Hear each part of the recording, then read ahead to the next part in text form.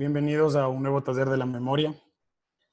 La Raíz Pensamiento Crítico es un colectivo que busca generar y fortalecer la discusión y el debate sobre temas que nos competen a todos, los problemas que nos aquejan actualmente, y generar propuestas para superarlos.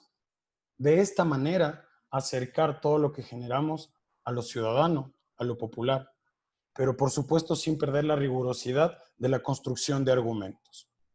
El taller de la memoria tiene base en la importancia de la misma, de esa palabra, de la memoria, en esa necesidad de recordar y rememorar las luchas sociales para reivindicarlas y utilizarlas en el proceso de superar los contextos de crisis y las diferencias que nos aquejan a toda la sociedad. Mi nombre es Galo Almeida, soy militante del colectivo La Raíz Pensamiento Crítico y el día de hoy seré el moderador de este taller. En esta ocasión, el tema que abordaremos en el taller de la memoria es el rol que ha desarrollado el sector público durante el contexto de la pandemia de COVID, entendiendo claro, por supuesto, a lo público desde la acción que ha tenido el gobierno en la administración de este sector, tanto en su discurso como en el desarrollo de las políticas planteadas y sus resultados, obviamente. Para esto quiero contextualizar desde entender lo público, como una palabra que realmente engloba más allá de lo que es el Estado y de las acciones simples de un gobierno de turno. Una palabra que ha sido vaciada de contenido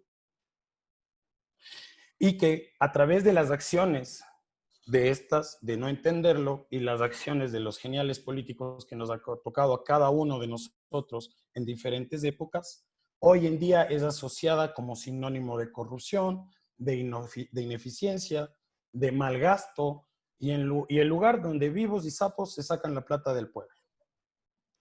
Entendiendo esta prenoción y los resultados que hoy por hoy se observan en el sector público, tanto en los sectores de salud, educación, servicios, es como abordaremos y desarrollaremos este taller. El día de hoy nos acompaña como panelistas Cristina Rosero, quien es socióloga, máster en estudios latinoamericanos y ciencias políticas, que tiene experiencia en el sector público. Además, se encuentra con nosotros Silvia Álvarez, quien es licenciada en comunicación y tiene un máster en estudios latinoamericanos. Ella es vocera del Frente de Defensa de las y los Trabajadores Públicos. Además, nos acompaña Juan Pablo Bermeo, que es economista, máster en Economía y Desarrollo, quien se ha desempeñado como consultor y servidor público. Bienvenidos, queridos panelistas.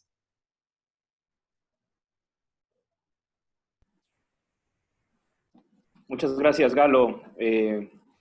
Silvia, Cris, un gusto compartir este momento con ustedes. De verdad es un gusto y permítame felicitarles por la generación de espacios de crítica y desarrollo de ideas tan necesarias y tan faltantes en momentos como los actuales. Así que, previo a empezar, pues un agradecimiento profundo. Para mí es un gusto poder conversar desde el aporte que podamos dar con ideas, siempre desde un sentido crítico, humanista y sin duda progresista. Gracias, Galo. Gracias, Juan Pablo.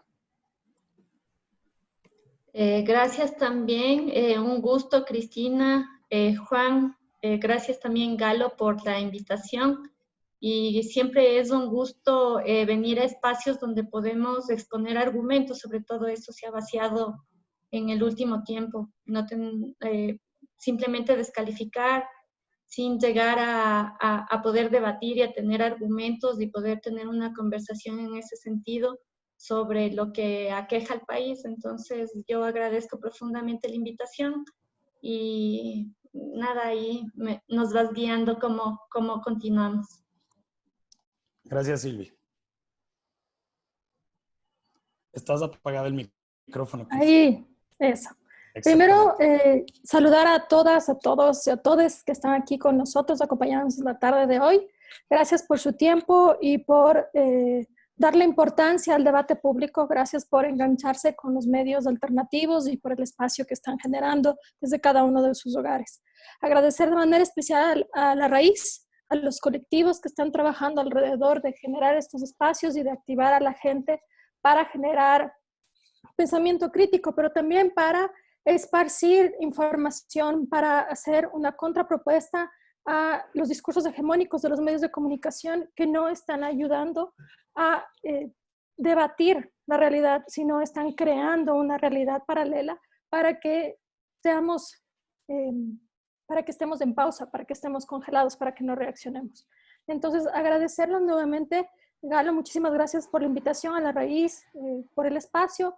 Qué gusto compartir con ustedes, Silvi y Juanpa. Esperemos que sea una tarde interesante. Muchas gracias, Cris. Tomando en cuenta esto, para iniciar, les voy a dar cuáles son las reglas de juego con las que se desarrollará el taller.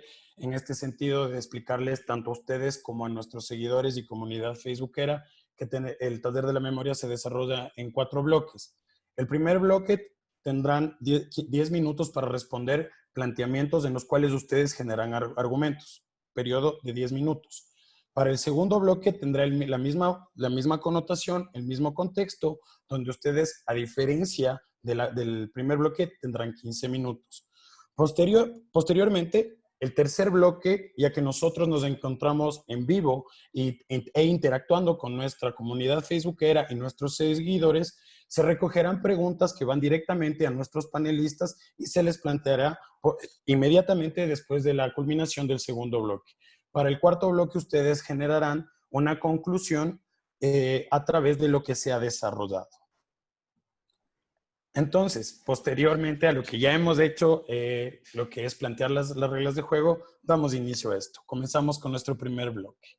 Siendo así, les daré el orden en el cual vamos a interactuar, tanto, sobre todo el nivel en el que intervendrán los panelistas. Primero intervendrá Cristina, seguida de Juan Pablo y terminará Silvia.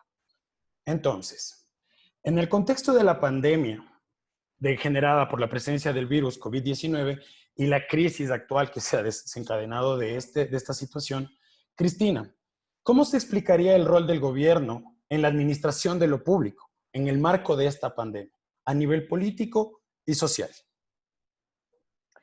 Bueno, me parece muy interesante primero abordar, como tú hiciste en un inicio, el tema de lo público. Es importante que pensemos sobre el público de manera global. Definitivamente el COVID ha afectado y ha puesto sobre la mesa el debate de lo público, pero lo está limitando a su rol de administración de política pública. Y es importante que para entender lo público y cómo está atacando una posición de derecha a lo público, entendamos esto de una manera más global. Y es decir, en una parte, un referente como el estado de administración, que tú lo dijiste, sí, es cierto, es el primer eje, y eso nos va directamente a poner la vista o a poner, digamos, atención sobre la política pública. Y lo que vemos en Ecuador es una política pública básicamente de reajuste. Es una política neoliberal que está para aplicar los acuerdos de las élites económicas con organismos internacionales, específicamente el Fondo Monetario Internacional. Pero no podemos dejar de lado otra parte de lo público, que es lo público como espacio común.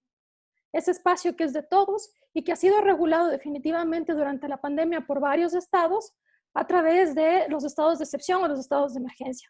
En el caso de Ecuador, nosotros vemos, además del estado de emergencia, que evidentemente está interpuesto para, digamos, reducir el contagio, para tener control del distanciamiento, para generar o para establecer digamos, la alocación de recursos directamente sobre los ejes que se vayan a necesitar. En el Ecuador lo que vemos es que además se establece un estado de excepción que tiene por detrás el controlar el espacio público, debilitar la movilización social y poder ejecutar acciones de control.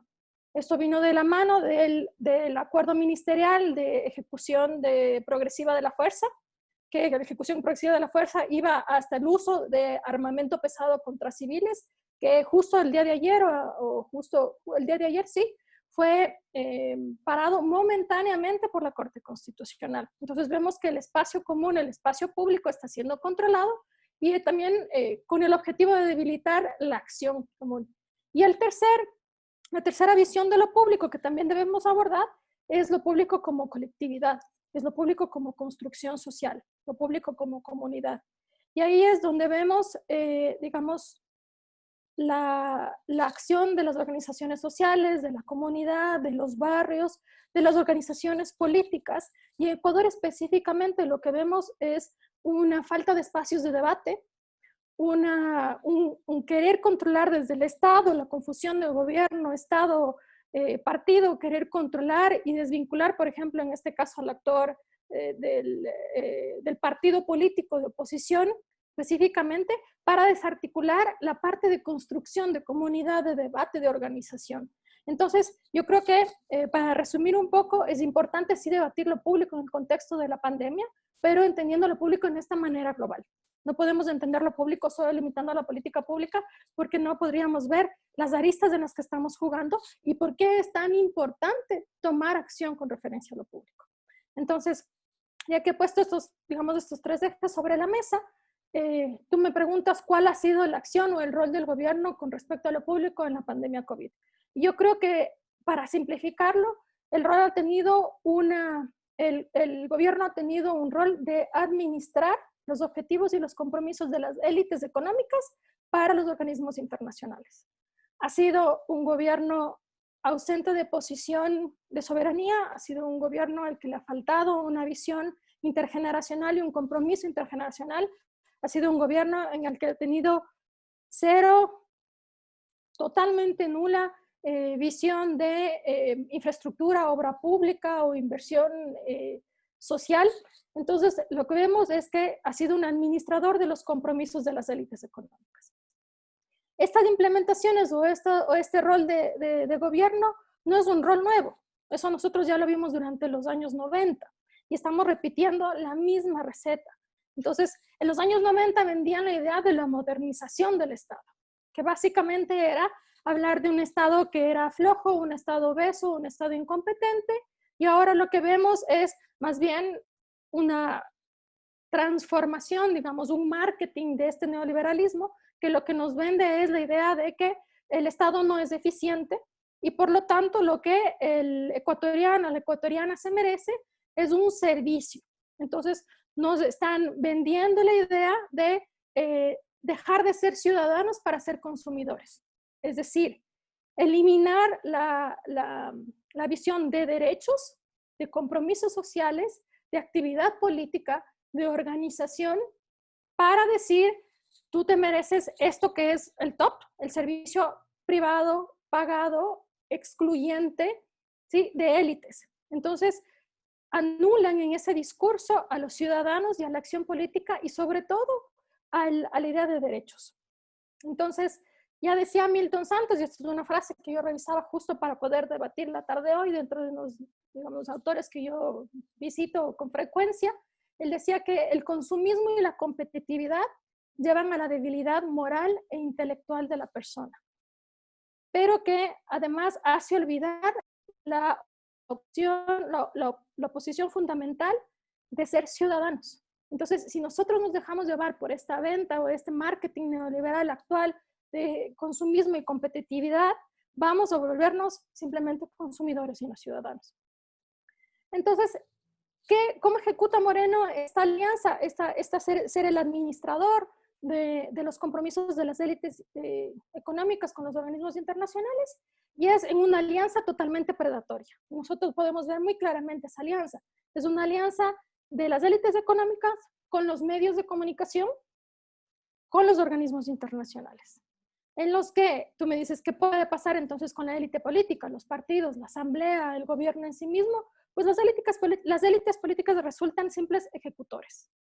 Aquí no hay una visión política grande, no hay una, digamos, a excepción del gran partido de oposición que está, digamos, constantemente ejerciendo un debate fundamentado para contrarrestar este neoliberalismo o esta derecha que se está imponiendo de manera muy, muy radical con discursos muy vacíos, pero no hay, digamos, una élite política formada que pueda estar sosteniendo esto.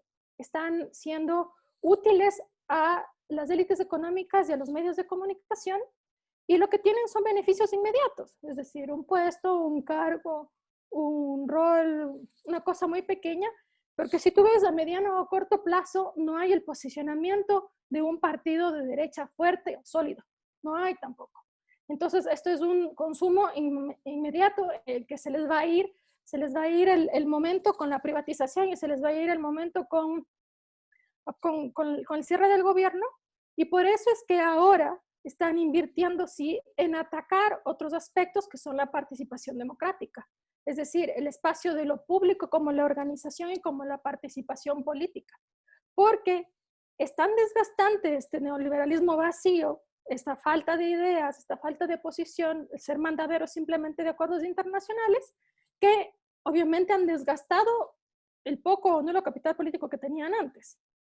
Como han dejado de ser oposición, o dejaron de ser oposición hace 3 años, ¿ahora qué son? Entonces, tienen que atacar a las estructuras electorales, a las estructuras democráticas, a las estructuras de participación para garantizarse a sí mismos en esta relación predatoria que puedan continuar. Pero tienen un vacío ahí muy grande. Nosotros no debemos entonces limitarnos a discutir la crisis en sí misma, porque eso es encerrarnos. El capitalismo de por sí tiene crisis. El capitalismo está creado con crisis. Lo vimos en los 90, lo vimos en los 80, vimos la crisis de la deuda en toda América Latina, vimos en el 2007 en Estados Unidos, una crisis que no ha parado, vemos lo que está pasando con Europa, vimos lo que pasó en Medio Oriente con la primavera árabe. Entonces, el capitalismo, por ser un sistema egoísta, de concepción egoísta, va a atacar el bienestar de todos y por lo tanto la crisis va a ser inherente al sistema. Entonces el debate no es la crisis, el debate es la política, hacia dónde vamos a la construcción de la política. Y por lo tanto, yo lo que quiero para finalizar mi tiempo es poner sobre la mesa de que toda interpretación tiene una visión política por detrás. Y por lo tanto, la visión de limitar el tema de lo político, de lo público, simplemente a la política pública, estaría yendo en contra de nosotros mismos y tenemos que abrir un poco más el espectro. Por lo tanto, esta discusión de reducir el Estado, reducir la educación, eliminar o reducir el presupuesto, ¿a dónde va? Es a congelar y a debilitar la participación, la construcción de los espacios públicos, comunes, de comunidad de organización, y a controlar el espacio público como espacio de todos. Muchas gracias, Cristina, por tus apreciaciones y la contextualización que nos has dado en torno a lo político y lo social en el desarrollo del gobierno. En ese sentido, quisiera que lo abordemos, Juan Pablo, en este mismo contexto y seguido de los planteamientos y desarrollos generados por Cristina. ¿Cómo ha sido esa gestión institucional a nivel de institución y económica desde el gobierno para enfrentar la crisis en la administración de lo público? Adelante, Juan Pablo. Gracias, Galo.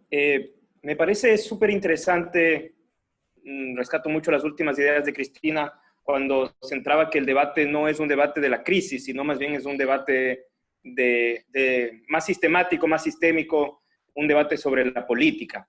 Y desde mi rol, desde mi perfil, si quieren, económico, creo que es imprescindible no dejar de lado justamente el tema más estructural que atañe a lo político, incluso diría hasta lo cultural, más allá de lo meramente económico. ¿Cómo ha enfrentado el gobierno la actual coyuntura de crisis? Creo que, en primer lugar, hay que indicar de forma muy enfática que prácticamente no lo ha atacado, no lo ha gestionado. Ha sido un gobierno netamente reactivo, sin ninguna estrategia, porque en sí mismo el gobierno no tiene una estrategia, no, es un gobierno sin una visión política, es un gobierno que se sostiene sobre la base del rentismo y del oportunismo que permita sostener acuerdos políticos del cortísimo plazo, ¿no? Que derivan en corrupción, que derivan en una sociedad que actualmente lo que hace es vivir una constante doctrina del shock, ¿sí? Entonces, desde lo económico, creo que la gestión por parte del gobierno ha sido netamente continuar la agenda neoliberal, una agenda de un agresivo ajuste estructural que inició con la ley de fomento productivo, con la aprobación de la ley de fomento productivo allá por el año finales de 2018, inicios de 2019, ¿no?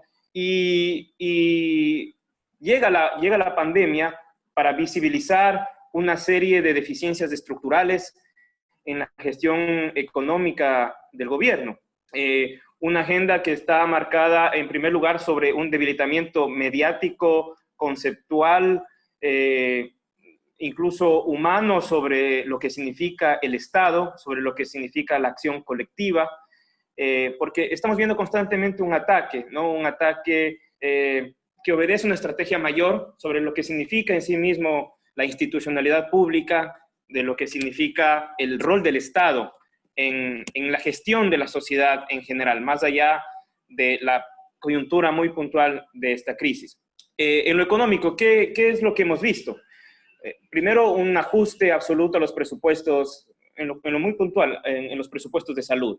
Ya veníamos con serios despidos, con una reducción del presupuesto del sector salud, del sector educación, una desinversión absoluta en infraestructura, que causó un debilitamiento general en la capacidad de atender el Estado esta crisis.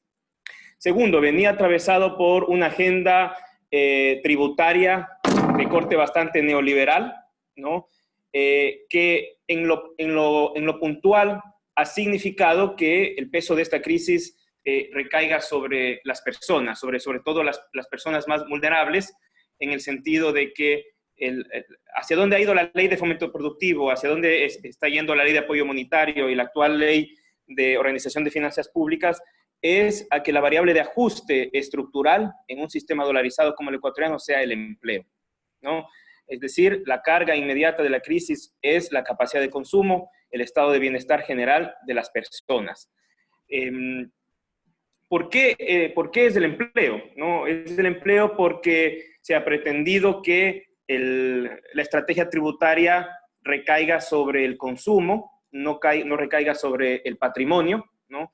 En ese sentido no hubo ni siquiera una mera intención de gravar los mayores patrimonios de la nación, no hubo ni una intención de gravar la especulación financiera, no hubo ninguna intención de establecer tributos sobre patrimonios en el exterior, sobre patrimonios en paraísos fiscales, y más bien, insisto, el enfoque económico es meramente un ajuste de empleo, ¿no? El acuerdo entre las partes no es nada más que una legalización de una regresión de derechos en una situación muy compleja, pero que lo que hace es sistematizar, poner sobre la mesa esta visión, este concepto de que la variable de ajuste tiene que ser el empleo, porque aparentemente no hay otras alternativas, cuando en realidad sí hay alternativas, ¿no? Evidentemente esas alternativas dependen de una concepción y una visión política muy distinta a la que tiene el actual gobierno o los equilibrios políticos tras el actual gobierno. Otro tema fundamental es esta desinstitucionalización de la capacidad de gestión. Incluso en el contexto general de un debilitamiento del Estado, los territorios fuera del centralismo han sido los más golpeados, ¿no? Esta estrategia de despido masivo en el sector público, a quienes más ha golpeado precisamente es a las intervenciones zonales o desconcentradas desde el gobierno central. Lo que ha significado que un hospital en una ciudad que sea diferente a Quito o Guayaquil tenga que enfrentarse a restricciones muy más severas de lo que podría, dentro del contexto general de debilitamiento, una institución de salud en Quito o Guayaquil. Lo mismo sucede con el sector de la educación, con el sector de la gestión de riesgos, etc. Es decir, significa que hay menos personas, hay una menor capacidad de gestión y eso obedece a una estrategia de reconcentración, ¿no? Que inmoviliza al Estado, ¿no? Lo debilita de manera general. Además, hay una ausencia absoluta de una estrategia productiva, ¿no? Que bueno hubiera sido que en el marco de la emergencia sanitaria se vuelque el Estado a establecer un régimen de incentivos a la producción de aquello que está siendo demandado en la emergencia e inducir una reconversión productiva hacia cosas elementales. Uno, la producción de alimentos para garantizar soberanía alimentaria, pero recordemos que hubo un pequeño escándalo porque se iba a abrir importaciones hasta de las frutas y verduras, ¿no? Que por la movilización social y la crítica en redes sociales tuvo que ser detenida, pero esa era la intención, ¿no? No se hizo nada con sectores importantes que podían haber despegado de forma mucho más oportuna, como el sector textil o el sector metalmecánico, que existe en el país y que podía haber intervenido de una manera más estratégica, cosa que tampoco existió. Y más bien lo que vimos desde la parte del Ministerio de Economía y Finanzas fue una estrategia especulativa, una estrategia de intentar poner sobre la mesa una supuesta renegociación de la deuda que en realidad no ha traído ningún tipo de beneficio a la sociedad en su conjunto. Esos recursos aún no llegan al país, o si han llegado ha sido en mucho menor medida lo indicado. Y lo que más bien ocasionó es que con una economía de casino el ministro de Finanzas ponga en riesgo $1.000 millones por garantizar pagos de deudas, supuestamente para garantizar el ingreso de divisas, cosas que, insisto, hasta el día de hoy no se ha dado, y eso inmediatamente ocasionó que el sector salud pues entre en una carencia de insumos elementales, de personal médico, de personal de salud, que lo que significó es muertes, es sufrimiento, ¿no? Entonces, en adición a esta ausencia de la estrategia productiva, hay una estrategia de fortalecimiento de las economías especulativas, ¿no? La tal renegociación de la deuda hasta el día de hoy no existe del todo y no ha traído beneficios. Y incluso la posibilidad de que los multilaterales entreguen recursos al país no ha sido acompañada de una visión inteligente de que esos recursos que van a ingresar se inyecten de forma estratégica a las economías, a la economía local, a las cadenas productivas locales, y más bien lo que ha ocasionado por la propia visión de gobierno es que muchos de esos recursos inmediatamente abandonen el Ecuador vía importaciones o vía salida de divisas de los grandes patrimonios del país. Entonces, el resultado de todo ello es la situación que es pública, ¿no? Que es de conocimiento común, 20.000 personas fallecidas en exceso a la tendencia normal, un debilitamiento general de la capacidad de gestión, de la capacidad regulatoria, y una pérdida generalizada de bienestar. ¿Qué es lo que viene más allá de esta coyuntura en lo estructural? Pues justamente una profundización de esta doctrina del shock a pocos meses de finalización de este periodo de gobierno, frente a lo cual espacios como este y una profundización de la acción colectiva es absolutamente necesario. Muchas gracias, Juanpa. Creo que es importantísimo ciertos puntos que has abordado y sobre todo a través de los contextos planteados por Cristina y Juan Pablo. Quisiera que Silvia nos hable bastante de la percepción, hablando ya del empirismo, tanto también, porque todo lo que se desarrolla es empírico, pero sobre todo el sentir. ¿Cómo los servidores públicos han percibido esta forma de administrar lo público? A nivel de derechos, a nivel de trabajo, y esto que es el acortamiento, el achicamiento de Estado. Por favor, Silvia. Gracias, Galo. Gracias, Cristina y Juan Pablo. Yo coincido bastante con Cristina y con Juan Pablo en no concentrarnos en el debate en la crisis. Creo que la crisis es donde, digamos, se asientan o se visibilizan las políticas tomadas por este gobierno, pero que tenía ya, digamos, un planteamiento desde el inicio del gobierno. Entonces, ahí sí, yo creo que hay hitos importantes que tomar en cuenta desde que inicia la administración de Lenín Moreno. Como funcionarios públicos, nosotros vivimos una primera, digamos, un primer pronunciamiento, que fue el discurso de diálogo con todos los sectores. Entonces hubo un primer diálogo con todos los sectores que no estaba mal. De hecho, fue apoyado en gran medida por toda la población. Pero luego esto cobija acuerdos incompatibles con un proyecto político y con, digamos, políticas que no estaban dentro de la planificación al menos o del plan de gobierno inicial. Entonces, esto es algo importantísimo porque esto decanta después en la gestión pública. Luego vivimos, digamos, un discurso hegemónico en donde se implanta que el gobierno, implementado por el gobierno, pero también, digamos, solapado por la derecha, y es que se da esta idea de desprestigio del Estado, en donde esto va a determinar profundamente, tanto en términos de democracia, que también Cristina hablaba sobre lo público y la democracia, que ahí vamos a ir viendo cómo esto cala ya en la gestión pública. Y termina replicando de algún modo de cómo va a funcionar el Estado en este último tiempo. Luego vemos una consulta popular en la que una de las preguntas creo que da el inicio de la desinstitucionalización del Estado y tiene que ver con el Consejo de Participación Ciudadana.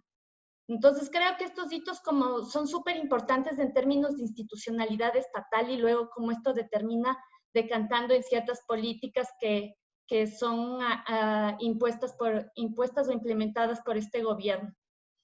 Y luego vemos ya todo el resquebrajamiento de estas políticas ya a nivel social, y lo vemos en octubre con el acuerdo 883 y toda la movilización que esto implica en términos sociales.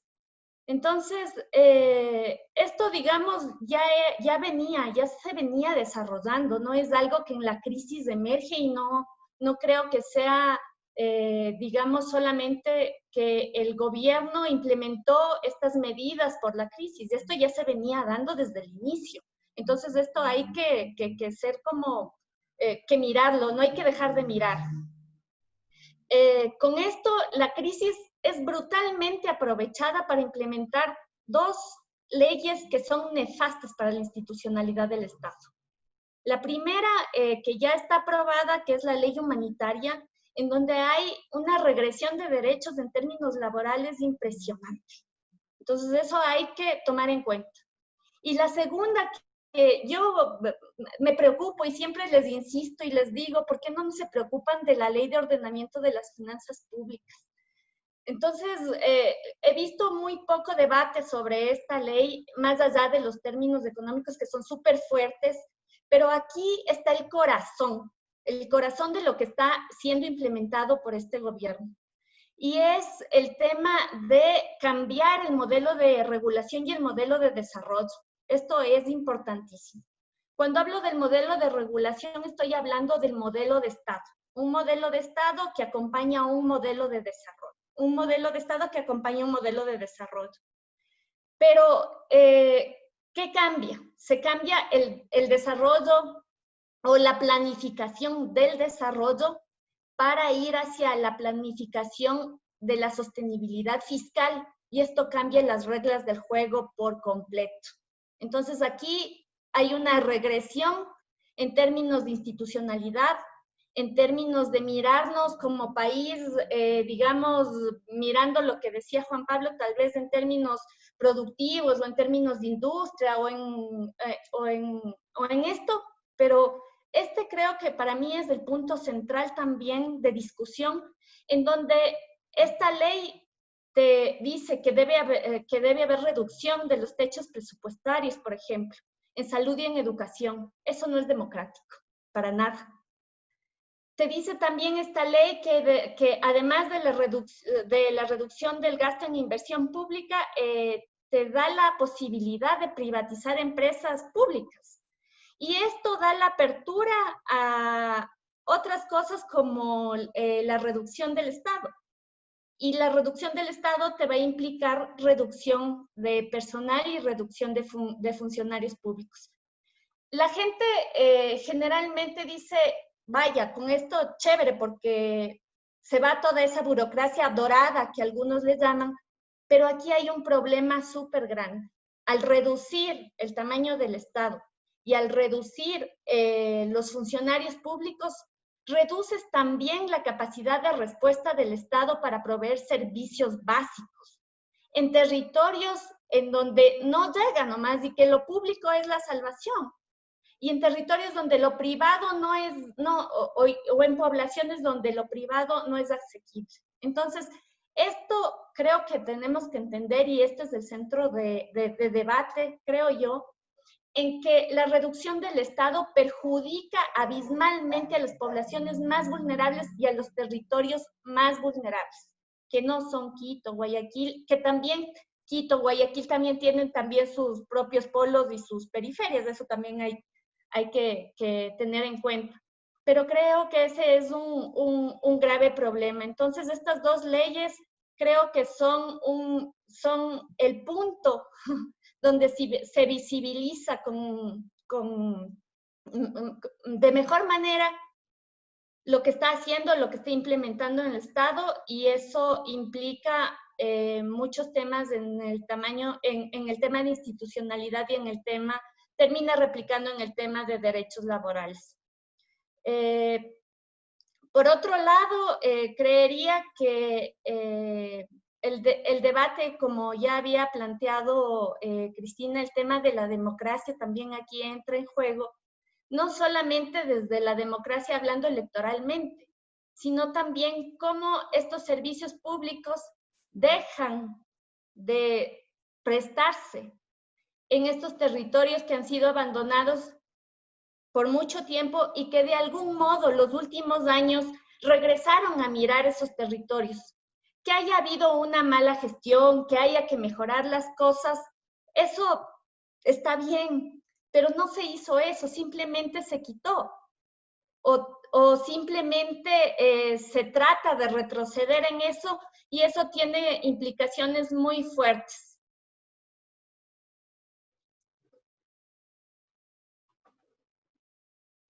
Muchas gracias, Silvi. Valoramos muchísimo cada uno de los contextos en los que nos han planteado y, claro, desde cada una de las experticias que los han hecho nuestros panelistas. En este sentido, hemos concluido el primer bloque y quiero recordarle a nuestra comunidad facebookera y a nuestros seguidores que estamos recogiendo sus preguntas y leyendo todas las interacciones que tienen en este en vivo que estamos realizándolo a través de Facebook.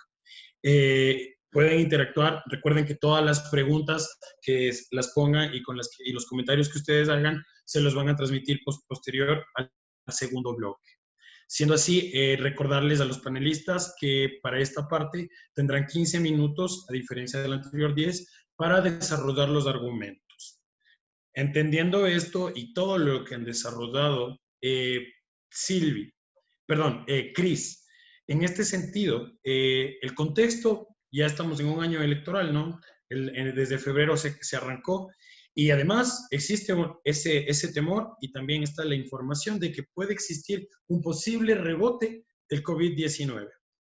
¿Cómo crees tú que actuará el gobierno? ¿Radicalizará el accionar sus medidas que toman ahorita? ¿O, en su defecto, mesurará la aplicación de su programa? Adelante, Cris.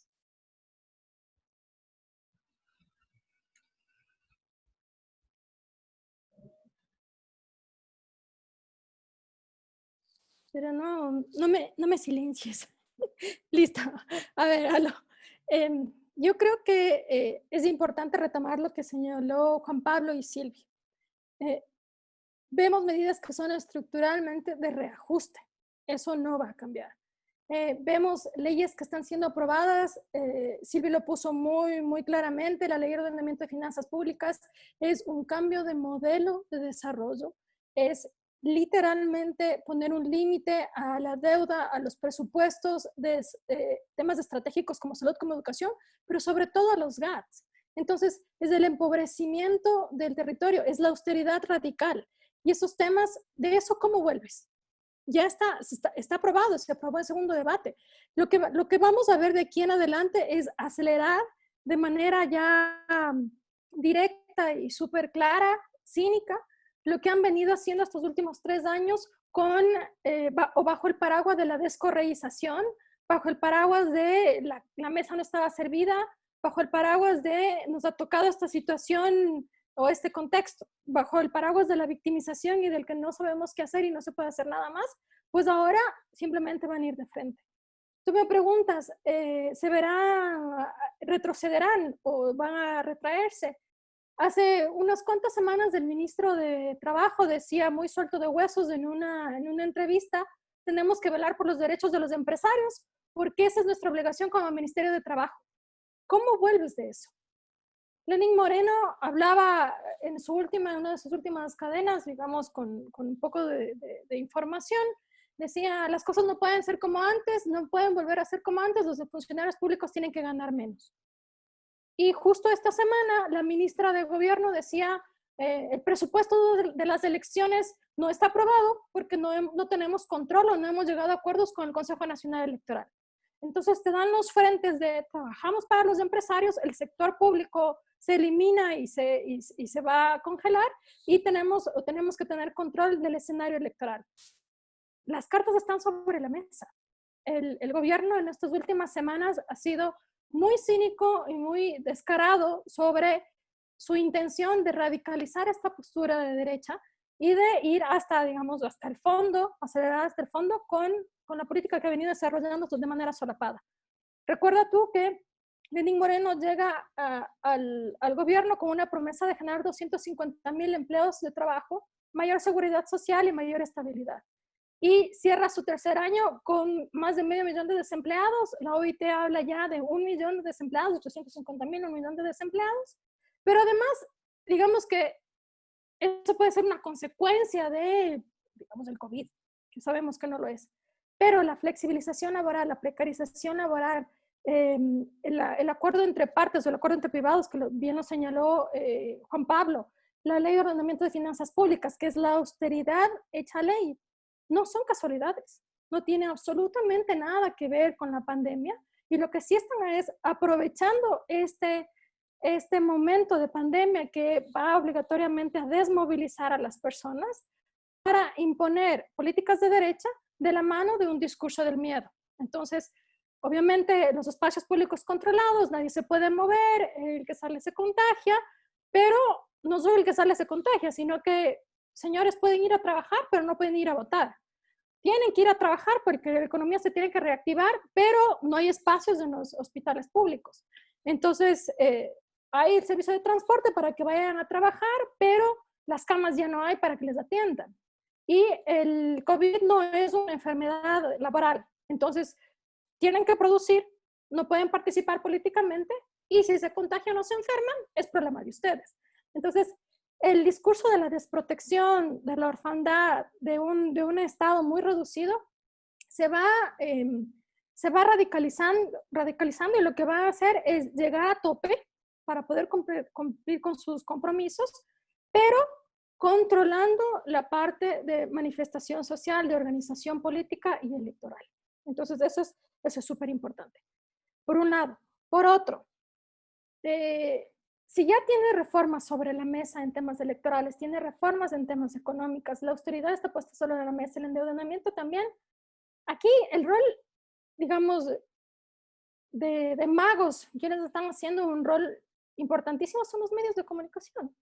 Y los medios de comunicación están jugando primero a mentir, están jugando sobre todo lo que dijo Silvia, a la desvalorización del funcionario público.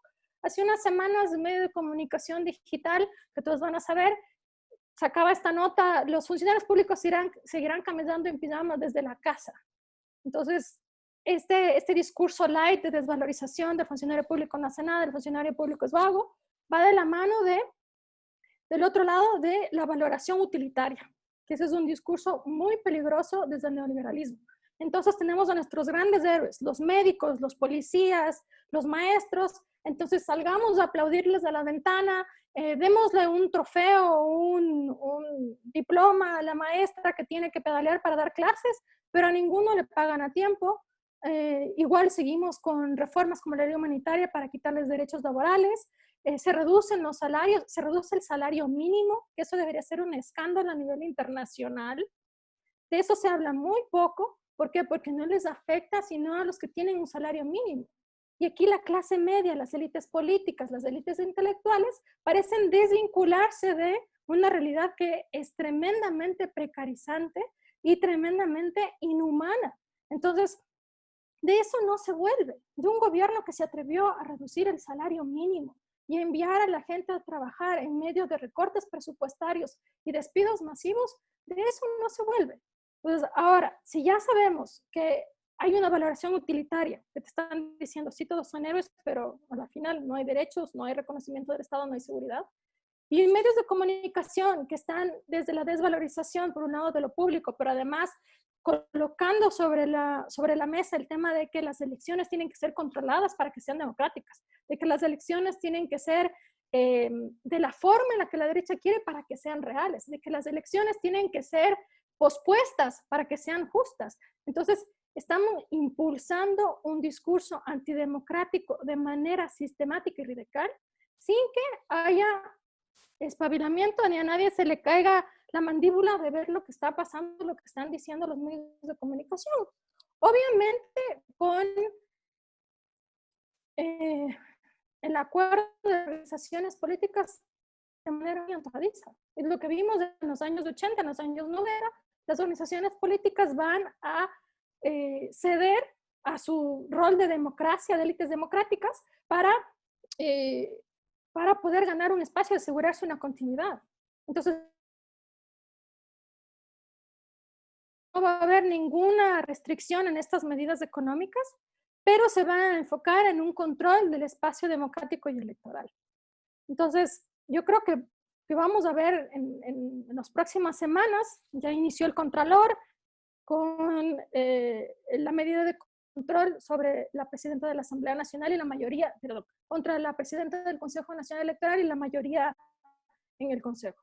Después fue la Asamblea Nacional que trató de dar el juicio político de la presidenta del Consejo Nacional Electoral para regresarlo al pleno de la Asamblea. Es decir, buscaban una destitución a través del poder, el primer poder del Poder Legislativo, con base a un informe negativo, que ya tenía un informe negativo de la Comisión. Entonces, hay ahí también un intento de secuestrar el Consejo Nacional Electoral.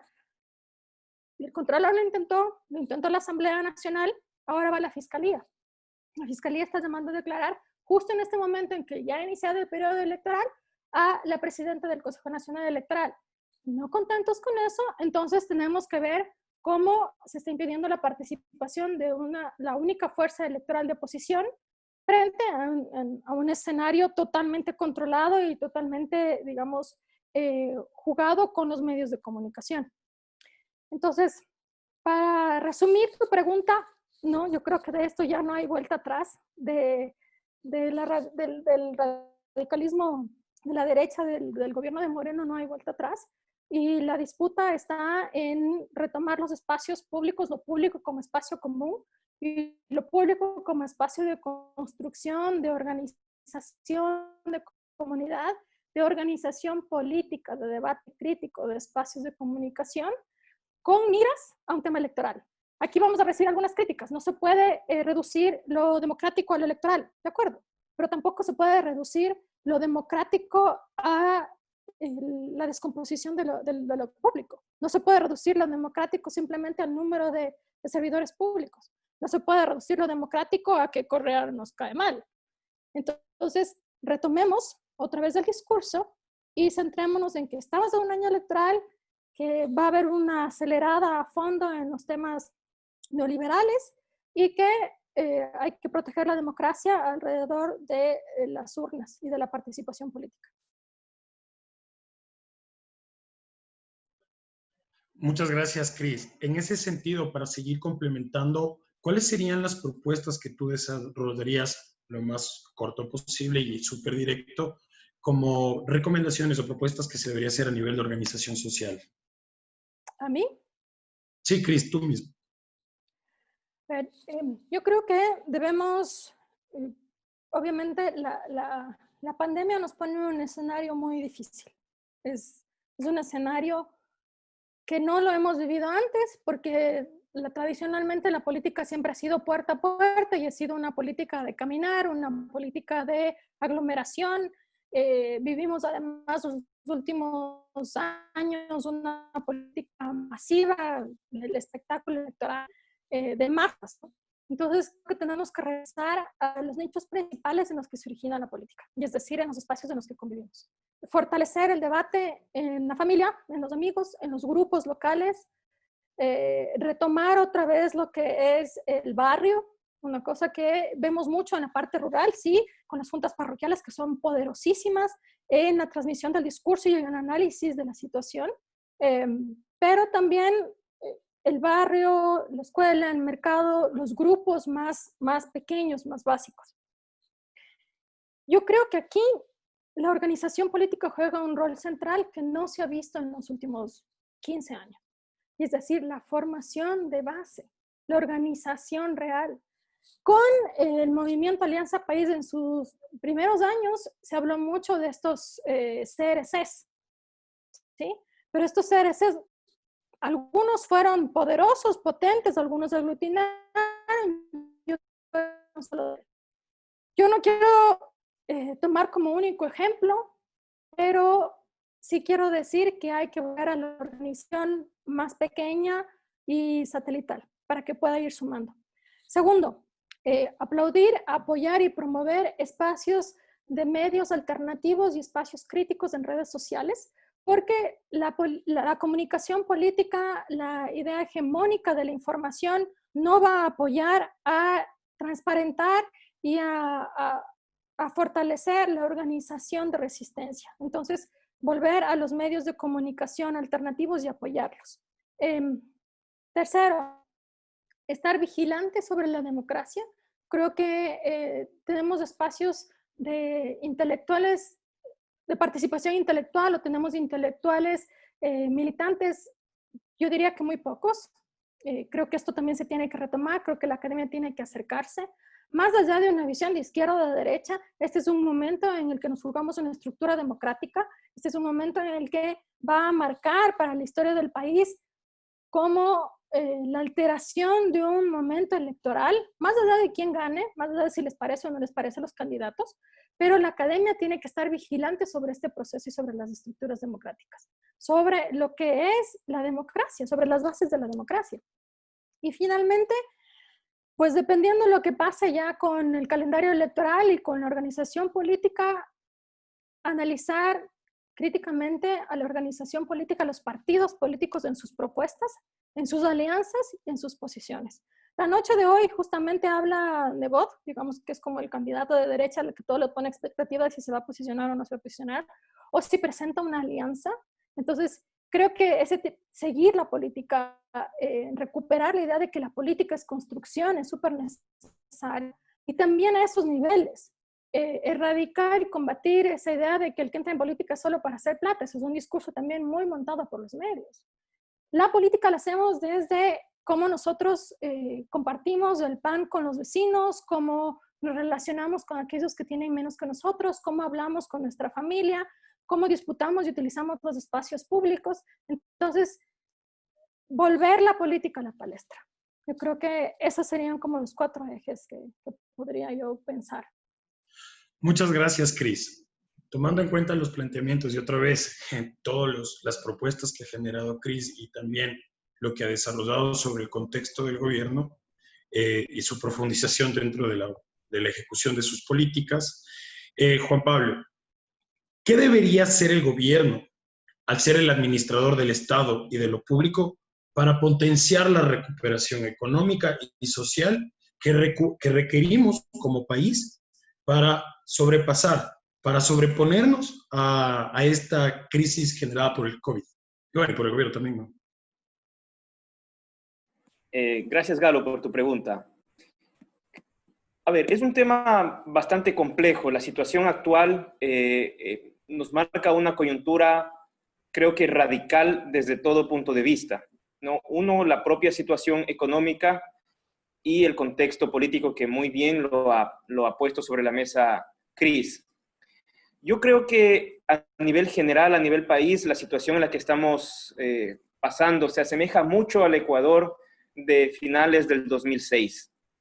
La situación económica que tenemos de este momento y con la que cerraremos el año es una situación caótica, ¿no? Hay estimaciones de organismos internacionales que pronostican una caída del Producto Interno Bruto de hasta el 9%.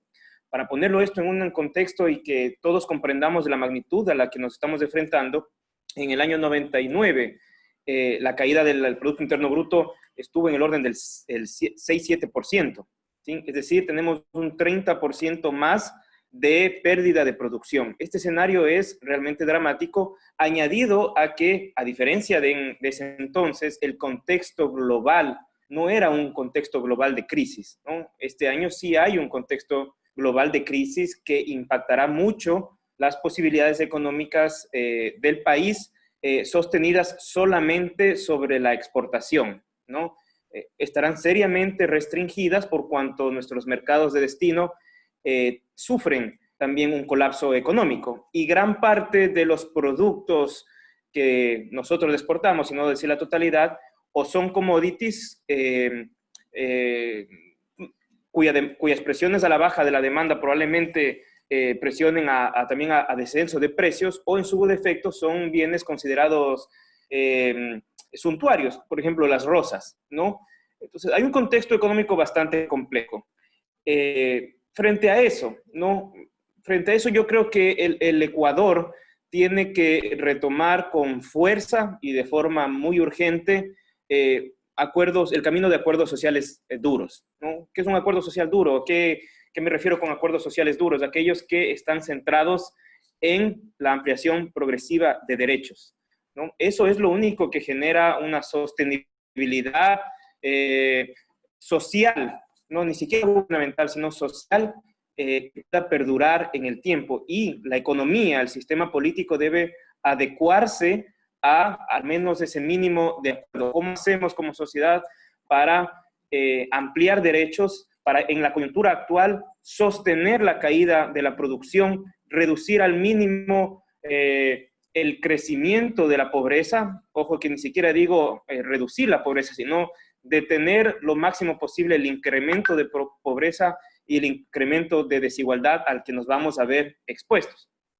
Y debe ser un Estado y un sistema económico centrado en crear valor distribuido, ¿no? Lastimosamente, todavía nuestro sistema económico es un sistema absolutamente rentista, ¿no? Nuestras élites son élites que viven sobre la captura de rentas nacionales, sean vía recursos naturales, sea vía la acumulación agrícola sobre la explotación natural o laboral, y más bien creo que es momento nuevamente de repensar el Estado que tenemos, la participación ciudadana y el empoderamiento ciudadano. Son palabras mayores, y creo yo que hay que partir de Montecristi, ¿no? Creo que sí es necesario ir hacia una versión 2.0, pero de Montecristi. No una recreación desde la nada. Creo que ir hacia una versión 2.0 de Montecristi con ese origen, que parece el punto de partida que tenemos que tener. Desde el 2017 este gobierno no ha ido hacia esos acuerdos sociales, ¿no? Se ha sostenido sobre la base de los acuerdos de corto plazo, ¿no? Y la profundización del rentismo, ¿no? ¿Cómo explicamos eso? ¿Cómo podemos ver esto? Es evidente la explicación de cómo en un contexto de crisis general, pues la banca ha duplicado su rentabilidad. Eso solo se explica porque ha cooptado regulatoriamente al Estado y ha grabado una serie de servicios que antes no estaban grabados, ha establecido una serie de regulaciones que ha permitido que capture renta el sistema financiero, mas no se cree renta. Lo vemos en la desregulación del comercio internacional, que ha favorecido los grandes comercios importadores, ¿no? En desmedro de una estrategia productiva más bien endógena, ¿no? Entonces, estos acuerdos sociales duros, basados en el incremento progresivo de los derechos,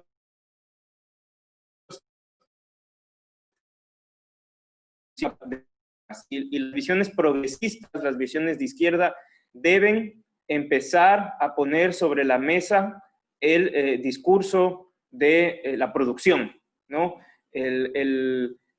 Hay que hablar de producción desde el progresismo, hay que hablar de creación de valor desde el progresismo, más allá de centrar, evidentemente, en romper la lógica nacional y latinoamericana de un Estado elitista, aristocrático, que requiere una política distributiva. Evidentemente la necesita, pero también hay que hablar de producción.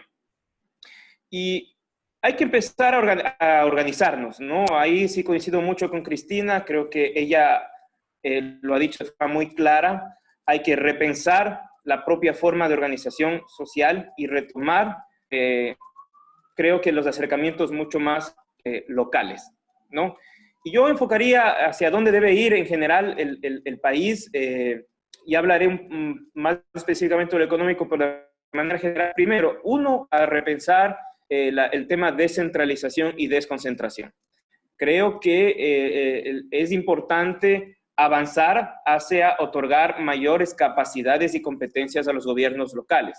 Es evidente que la actual coyuntura, la propia crisis sanitaria, ha evidenciado la mayor cercanía, el mayor entendimiento que existe de los gobiernos locales, de las realidades, de las necesidades puntuales, para solventar problemas cotidianos del día a día de los gobiernos locales, ¿no?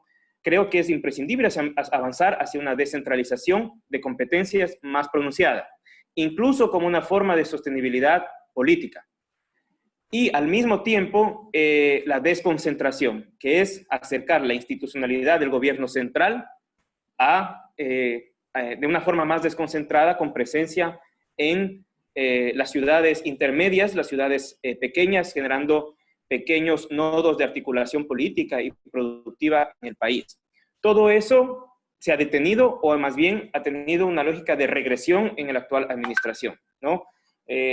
La propia carencia y ausencia de la planificación, hemos visto una descomposición de esta estrategia de coordinaciones zonales, que es una herencia del gobierno anterior. Están prácticamente desmanteladas las coordinaciones zonales del Ejecutivo, y eso impide que el gobierno entienda, comprenda los propios territorios y los pueda, peor aún, entender y gestionar, ¿no?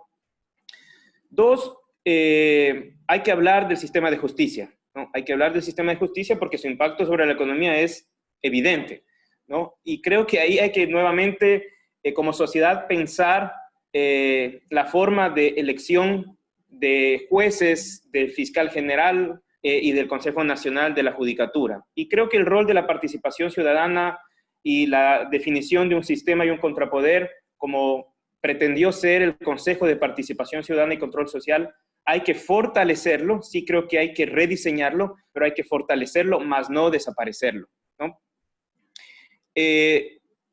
Un tema elemental es el sistema monetario, ¿no? La propia situación actual, y es algo que hay que discutirlo, la situación económica actual pone sobre la mesa una gran posibilidad de que la sostenibilidad de la dolarización se rompa, ¿no? Y esto es una realidad, ¿no? Hay un problema inmenso de liquidez nacional y que derivará en una presión social muy fuerte cuando empiece a radicalizarse los problemas de empleo y cuando las familias hayan agotado sus ahorros que derivan de la bonanza que hubo hasta años atrás, ¿no? Cuando esos ahorros realmente se agoten o la gente tenga que empezar a prescindir de sus activos, la situación sobre el sistema monetario será muy fuerte, ¿sí?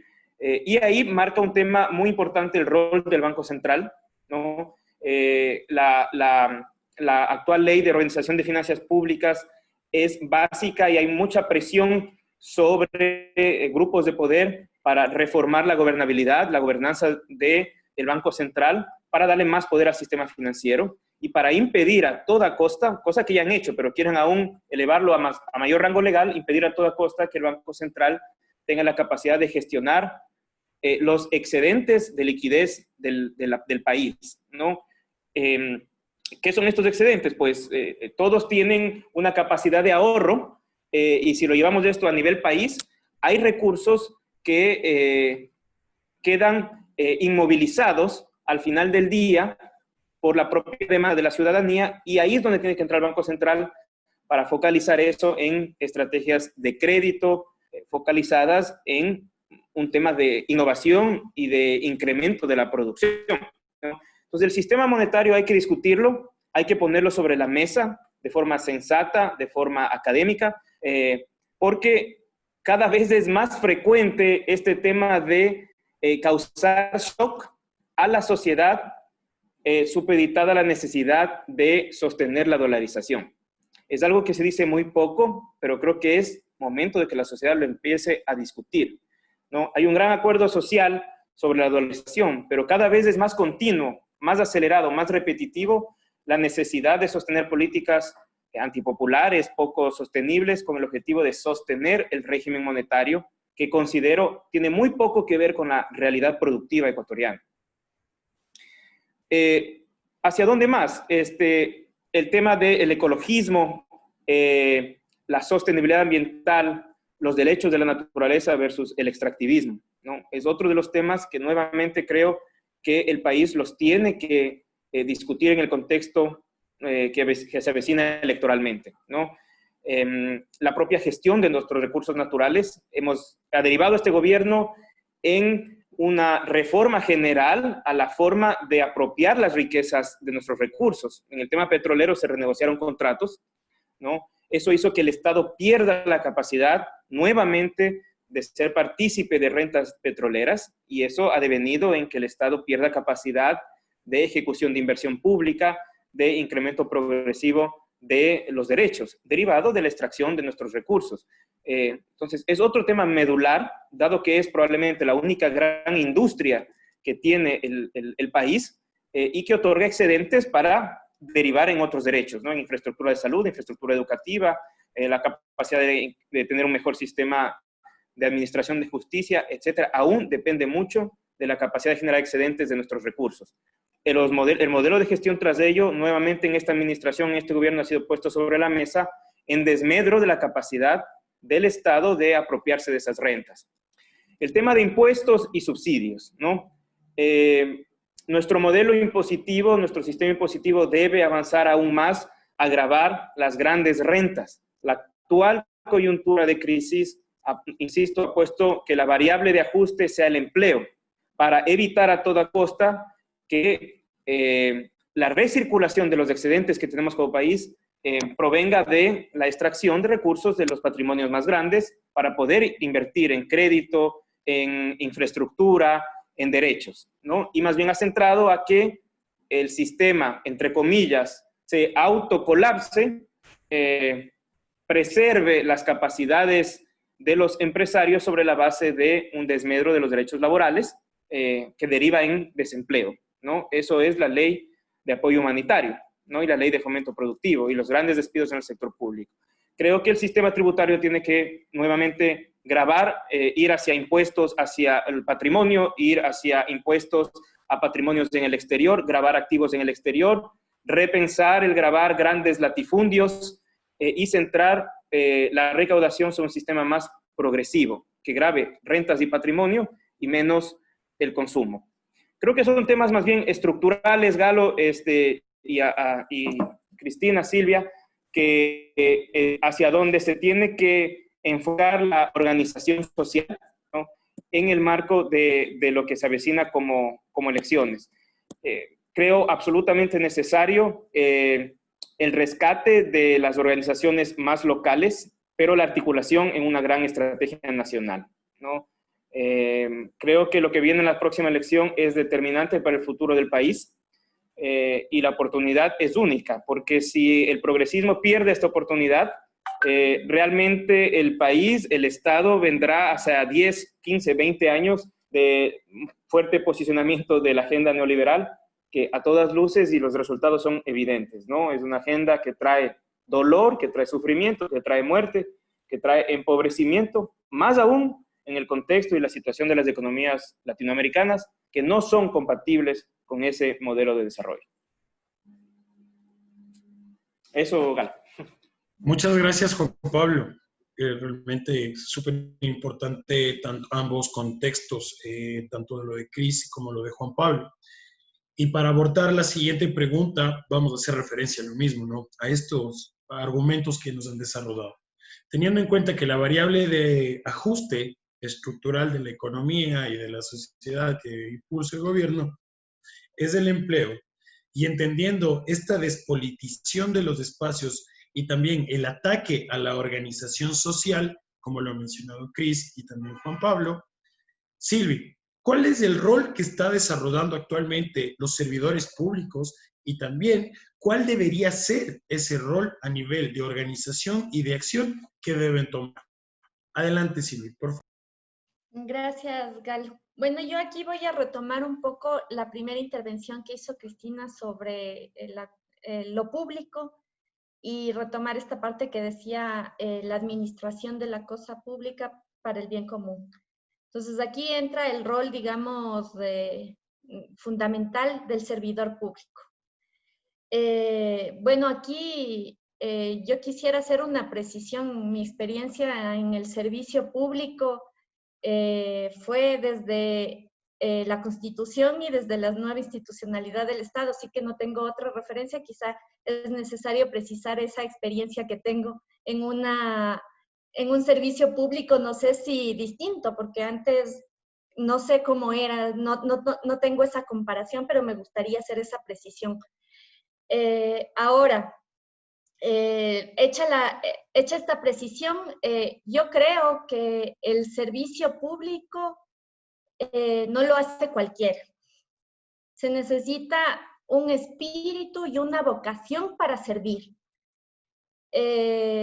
Más aún en un país como el nuestro, donde las condiciones del territorio nacional distan unas de otras.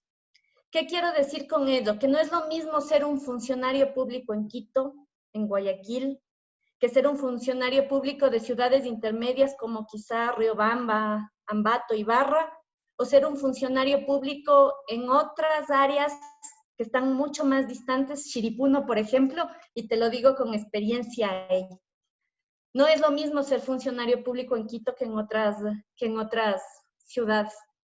Entonces, este don de servir, digamos, está demasiado deslegitimado y más aún con el discurso dominante. Muchos no se imaginan las condiciones que tenemos los funcionarios públicos para ejercer nuestro servicio. Digamos que en esta crisis se develó un poco a esas personas que estaban totalmente invisibilizadas. Si tú ves, o creo que todos fuimos después de la cuarentena, abrimos la puerta y miramos ciudades abandonadas. Veías parques que estaban totalmente ahí abandonados, calles que todo estaba raro. Y ahí vos te das cuenta que el servicio público es importante y no era el servicio público del director, del subsecretario, no. Era ese servicio público que está totalmente invisibilizado y que es importante.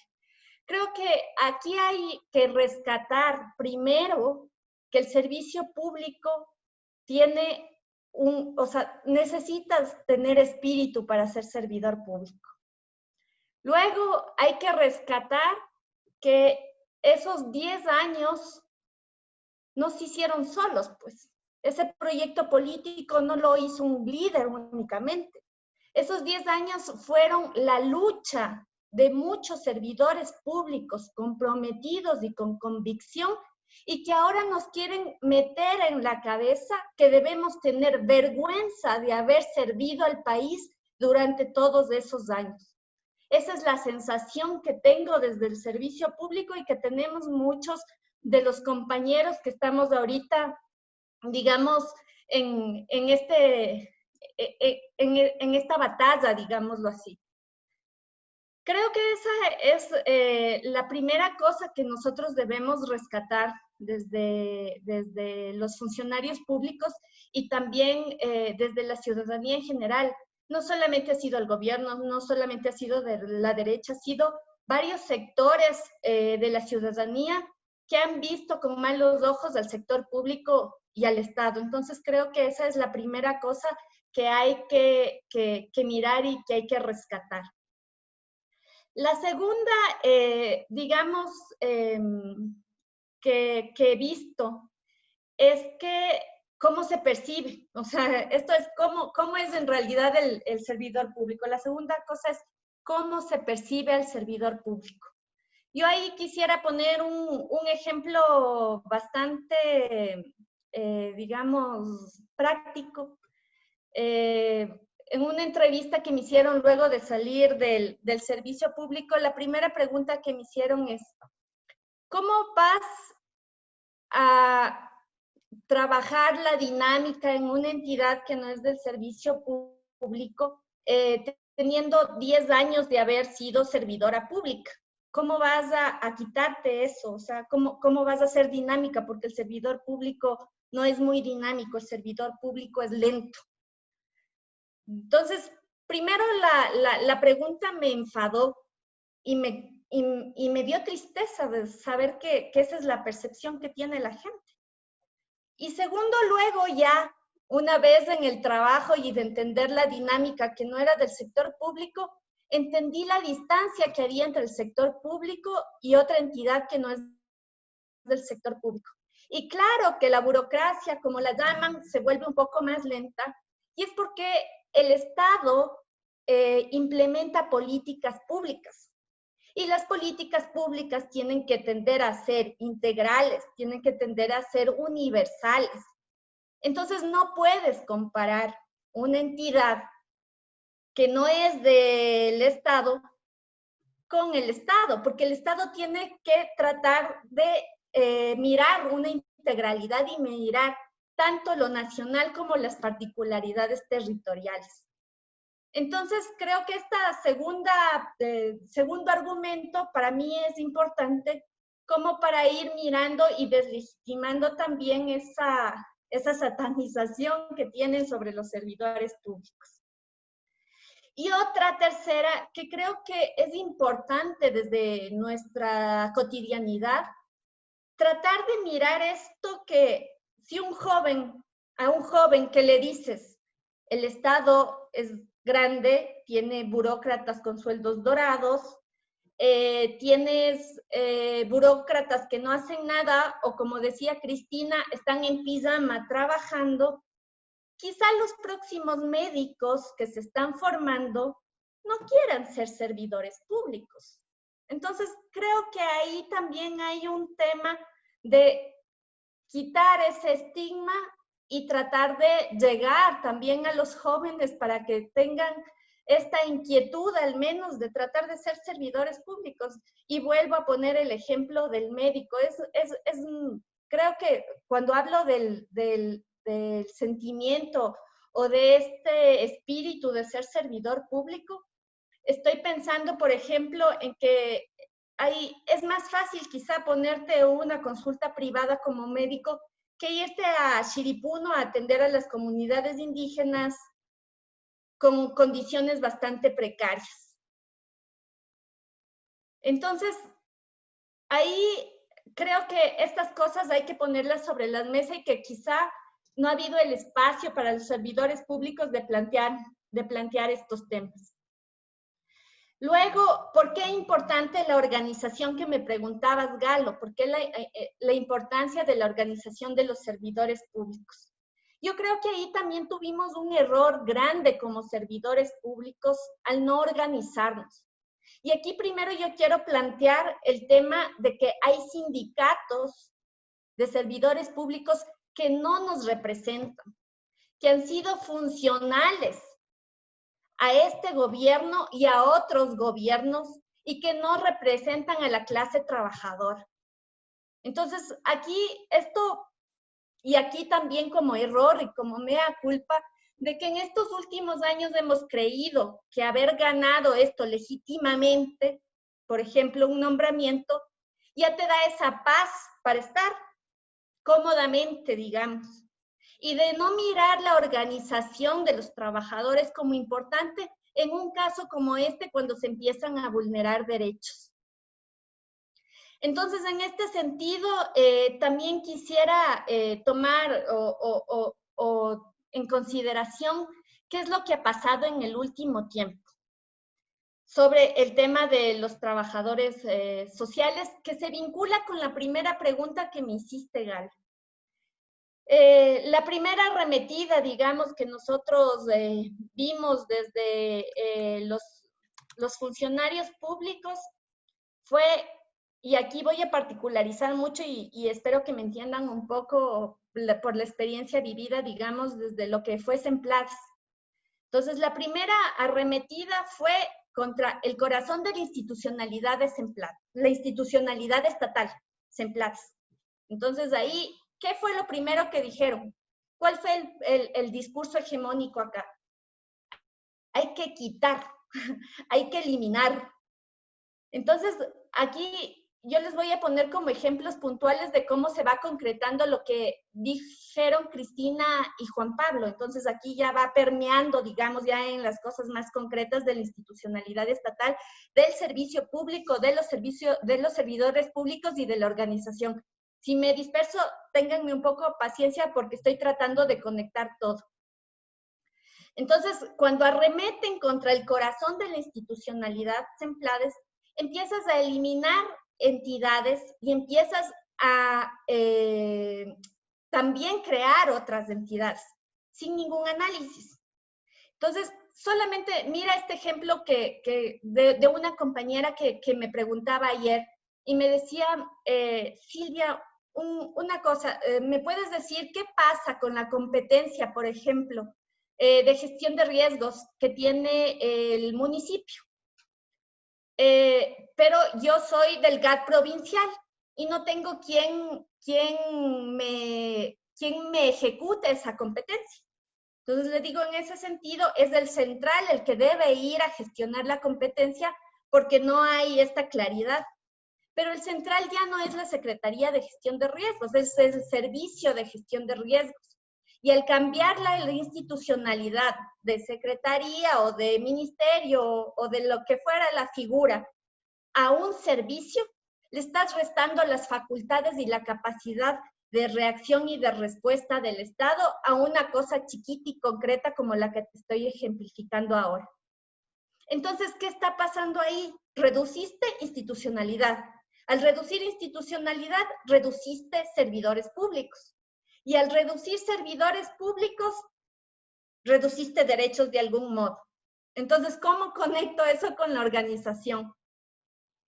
Cuando te plantean eso y tienes un espíritu de servidor público, debíamos haber estado fuertes y firmes en decir, no se pueden hacer estas cosas, pero nos funcionalizamos unos y otros pensamos que no nos iban a tocar porque tenemos el nombramiento o porque ya pensamos que vamos a seguir en adelante y es eterno, y nunca vimos la organización como importante. Entonces, no sé si me dispersé o si me entienden, pero era como para conectar un poco, todos los temas, tratar de juntarles para no hacer un análisis tan segmentado. Entonces, después de que nosotros no tenemos esta organización como funcionarios públicos y de no tener representación en los sindicatos que ya vienen desde miles de años, tenemos arremetidas puntuales desde esta administración, ¿no? Entonces, ahí ustedes ven, la primera arremetida, si mal no recuerdo, fue en el 2018 y fue contra los comunicadores sociales de todas las entidades públicas del Ejecutivo. Y ahí te preguntas, ¿por qué los comunicadores? Porque ya no hay nada que comunicar.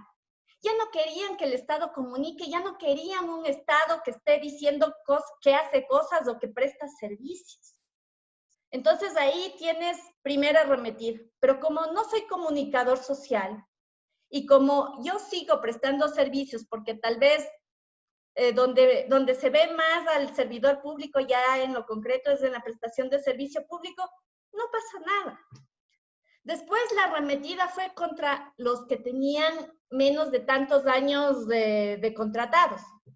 Entonces, no importa, tengo el contrato o el nombramiento provisional. Entonces me salgo. Pero después de tener el nombramiento, el que se supone que es fijo y que nunca va a pasar nada, también se meten con los nombramientos. Entonces ahí tienes una suerte de que para mí ahí sí han sido bastante estratégicos porque te fueron cagando, pues. Entonces te funcionalizaste, te cagaste y no hubo esa organicidad. Entonces aquí sí quisiera retomar unas palabras de un compañero, camarada, servidor público con ese espíritu, con esa vocación y también con ese espíritu de lucha que dice, lo que está pasando en el país se resuelve en las calles, no en las redes sociales. Y si queremos que la situación cambie, el espacio natural es la calle, pero no la calle así nomás, se necesita organización, se necesita organicidad. Entonces aquí yo más bien te agradezco la pregunta, Galo, y que sirva para llamar a la gente, la convocatoria a los servidores públicos. Tenemos que organizarnos en todos los espacios y este es un nicho bastante importante. Los servidores públicos, al tener esa vocación del servicio, nosotros luchamos por un Estado que precisamente prevea esos servicios públicos que no los va a prestar el privado o que si los presta tiene un interés de por medio. Esa es la gran diferencia. Los intereses rentistas, como había hablado Juan Pablo, que es totalmente cierto, nosotros no tenemos élites industriales o que estén, digamos, en el camino de empresas productivas, no, tenemos unas élites rentistas que lo único que van a hacer es prestar servicios para llenarse los bolsillos. Entonces, si nosotros somos funcionarios públicos y tenemos ese espíritu para servir, defendemos del Estado. Y la defensa del Estado significa eso, organizarnos. No hay vuelta atrás, como dijo Cristina, y yo estoy totalmente de acuerdo. Lo que ya nos implementaron no tiene reversión, a menos que esto se juegue con movilización y con estallido social. Yo te agradezco la pregunta y les agradezco a Juan Pablo y a Cristina. Gracias por el espacio. Muchas gracias, Silvi. Agradecerles a cada uno de ustedes en sus intervenciones, han sido bastante precisos y esa forma de abordar y conectar creo que es importantísimo para que tanto nuestra comunidad de Facebook y nuestros seguidores también visualicen esta problemática y también el hecho de esa satanización que se ha generado al sector público, al Estado, tanto en sus funciones como en su desarrollo y la toma de decisiones, ¿no? Bueno, en ese sentido y tras la emotividad, porque muchos de nosotros aquí también hemos sido servidores públicos o todavía lo somos, y realmente entendemos todo lo que nos han planteado, ¿no? En esta situación, en este contexto. Pero hemos finalizado el segundo bloque y ahora vamos a pasar a nuestro tercer bloque, ¿no?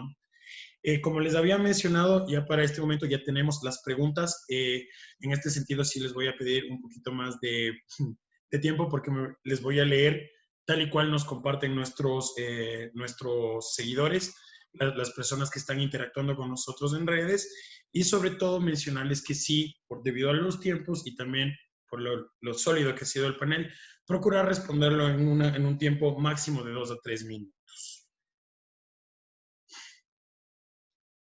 Bueno, entonces, en ese sentido, denme un minutito. Hecho.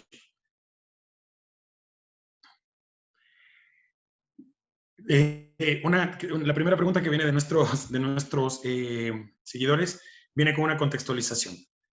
Gramsci, a través de 2 conceptos, define los mecanismos bajo los cuales las élites establecen la supremacía sobre la clase obrera. La dominación, entendida como el uso de un aparato coercitivo mediante la fuerza física para sostener el orden en una sociedad. Y el otro, el más importante, la hegemonía, entendida como la creación de un sistema de ideas que se impone sobre el resto de la sociedad de cómo deben ser las cosas.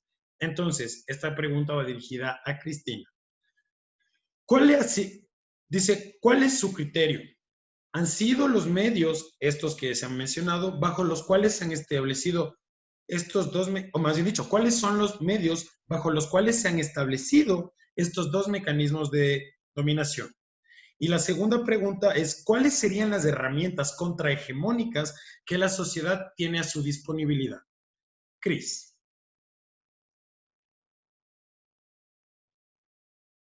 El micrófono está apagado. Ya, ahí estoy.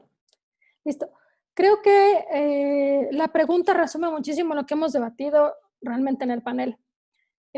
Lo expuso y creo que lo respondió ya Silvia, desde un análisis de cómo han atacado al servicio público. Porque el gobierno paulatinamente, progresivamente, ha ido construyendo esta hegemonía y al mismo tiempo ha fortalecido los medios coercitivos. Entonces, si la pregunta es cuáles han sido esos mecanismos, nosotros lo hemos visto progresivamente y lo vimos en la experiencia que compartió con nosotros Silvia. Empezaron por implementar el tema de hegemonía y de discurso. la mesa no está servida, somos víctimas de un sistema que nos heredaron, somos víctimas del sobreendeudamiento. Entonces, construir ese discurso de victimización, ese discurso de la circunstancia, de la fatalidad que no puede ser transformada y que por lo tanto les toca asumir, y que en ese contexto de tener la espada atravesada les toca realizar estas acciones que ellos no quisieran, que va en contra de sus posiciones, pero que les toca hacer. Entonces, ya lo dijo Silvia, la primera arremetida fueron los comunicadores. ¿Por qué? Porque desde ahí salen entonces las líneas y los discursos del Estado. No necesitamos que comuniquen nada porque en realidad el Estado no está ejerciendo. ¿Y quiénes son los dañados entonces de ese discurso? Los medios de comunicación. Y yo dije antes de mi intervención, esta es una alianza predatoria entre las élites económicas, los medios de comunicación y los organismos internacionales. Entonces, los medios de comunicación se han encargado de hacer un círculo, un cerco mediático alrededor de Moreno, para que no se pueda criticar, no haya pensamiento crítico, no se pueda destapar, digamos, olla de Pandora alrededor de lo que está pasando, y que lo vemos ahora ya concretamente 3 años más tarde. Lo decía justo esta tarde uno de los periodistas, Andrés López, si no me equivoco. Me llama la atención que me desvinculen de Radiovisión de esta manera, cuando Oquendo me decía directamente que no sea tan duro con Moreno, por favor. Entonces, el mismo periodista del mismo medio de comunicación devela cómo hay un acuerdo para cercar a Moreno para que no haya arremetida de pensamiento ni de información. O sea, ahí está clarísimo. Pero el tema de la coerción ha sido más brutal todavía. El control de las calles, octubre fue sangriento. Ahí hubo un abuso de la fuerza pública, hubo una coerción directa, pero no contentos y además expertos ya con lo que pasó en octubre y con todos los muertos en las calles a nivel nacional, pues pasan este acuerdo ministerial para el uso progresivo de la fuerza. Pero antes de eso, reforman el Código Orgánico Integral Penal para el uso progresivo de la fuerza, y para que además no sean sancionados los policías ni las personas en los centros de rehabilitación por el uso progresivo de la fuerza en cumplimiento de sus funciones, incluso si es que están trasladándose desde su casa. Es decir, cuando están como civiles, también siguen estando protegidos por el Estado. En varias ceremonias, la ministra de Gobierno se ha encargado de victimizar a la policía y sobreseer cuando los policías han estado involucrados en abuso de uso de fuerza. Entonces, la coerción ha sido muy directa, ¿sí? Y el estado de excepción lo es un estado de excepción reiterativo. Entonces, ¿cómo se ha dado? Los mecanismos están ahí clarísimos. ¿Qué se puede hacer? Entonces, retomar la política como el instrumento para crear, para pensar, para formular una realidad diferente.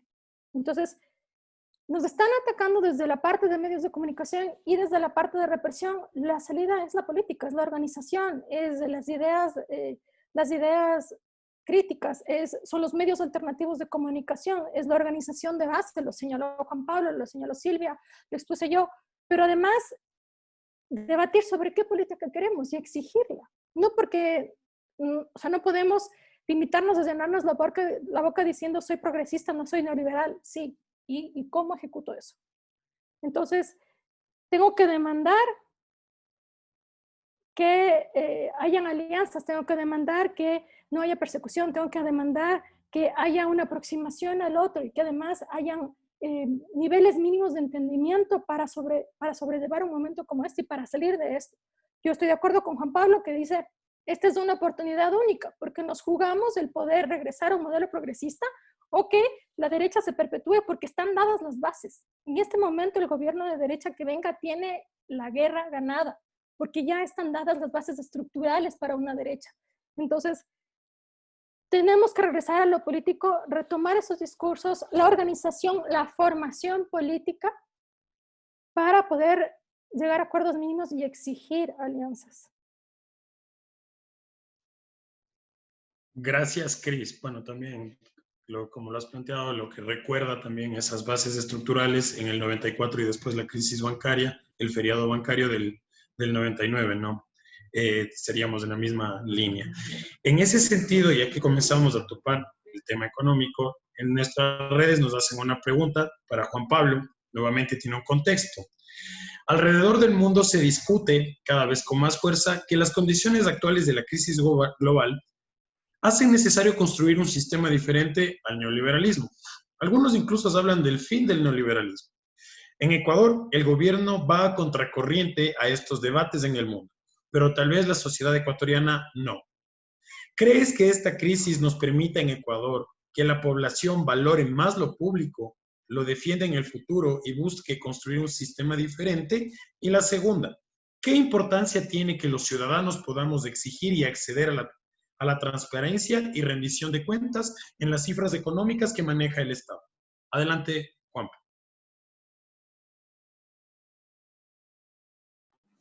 Gracias, Galo. Bueno, la verdad es que me parece que la actual crisis, y muy bien me parece que el sentimiento que ha expresado Silvia, no creo que es un sentimiento aislado.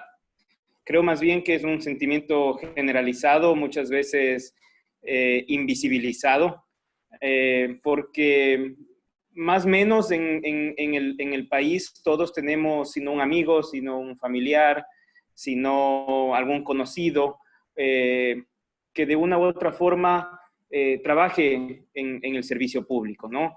Y hemos visto, creo que el gran avance generalizado que tuvimos hasta algunos años atrás, justamente no se hizo solo e implicó un gran trabajo por parte del servicio público.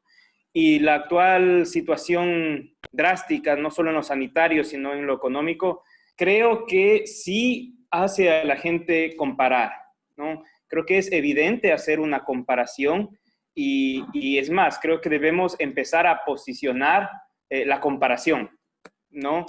De qué implica, qué resultados tuvimos como sociedad cuando pretendíamos instaurar un modelo que fomente lo colectivo, que busque la excelencia y la meritocracia en lo público, que se mida, se califique, se gestione con unos ejes estructurales de eficiencia y de rendición de cuentas. ¿Cuáles fueron los resultados que tuvimos como sociedad frente a un modelo distinto que ha posicionado más bien desde todos los mecanismos posibles una destrucción del concepto de lo público, de lo colectivo? Y creo que la crisis sanitaria muy coyuntural ha permitido valorar la necesidad del Estado, ¿no? La necesidad del derecho a la salud pública, lo valioso que es el transporte público, lo determinante que es un adecuado sistema nacional de gestión de riesgos, entre otras cosas, ¿no? Y creo que más bien aquellos que nos gusta el servicio público, que nos gusta la política y que estamos en este tipo de espacios, debemos, creo, empezar a posicionar esa comparación de resultados, ¿no? Yo sí creo que hay ahí un caldo de cultivo de valoración y de comparación que es importante visibilizarlo para que la sociedad en su conjunto lo empiece a internalizar, ¿sí? Respecto a la transparencia, ¿no? No hay un elemento más importante para fomentar el concepto de lo colectivo como la confianza, ¿no? Esto es como cualquier relación, ¿no? Y la confianza es algo básico a promover en la sociedad ecuatoriana en general y particularmente en lo público, en la gestión pública. Y es básico para ello avanzar hacia una generalización de la transparencia, ¿no? No solo la transparencia es un tema necesario, pero no es suficiente, ¿sí? Lastimosamente, una vez más, desde el ámbito de lo económico y de la gestión económica, más bien hemos tenido un retraso en la transparencia de la información, una manipulación de la información, un sesgo, una restricción, e incluso se ha trastocado la propia institucionalidad estadística en el país, ¿no?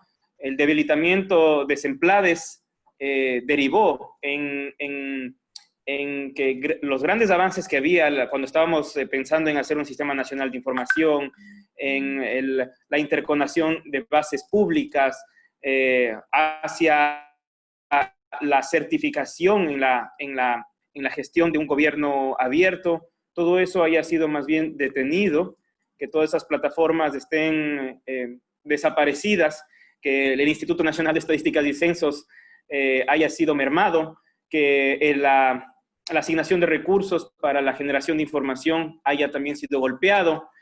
Todo eso, una vez más, golpea un tema básico como es transparencia, como un mecanismo de generación de confianza en lo público, ¿no? Cualquier postura alternativa a la agenda neoliberal actual tiene que pensar la gestión pública desde la transparencia radical, incluso como combate a la corrupción, ¿no? Y creo que hay muchas cosas por hacer ahí, no solo en el acceso a la información, sino en la ciudadanización de esa información, en el brindar mecanismos fáciles, electrónicos, digitales, hacia donde está yendo la sociedad para transparentar esa información, pero también hacer una construcción de información mucho más participativa para que la ciudadanía esté empoderada, ¿no? Ahí la academia tiene un rol también muy importante, la constitución de observatorios, y las alianzas que puede haber con las universidades en ese sentido, y los colectivos como este son fundamentales para profundizar en los mecanismos de transparencia.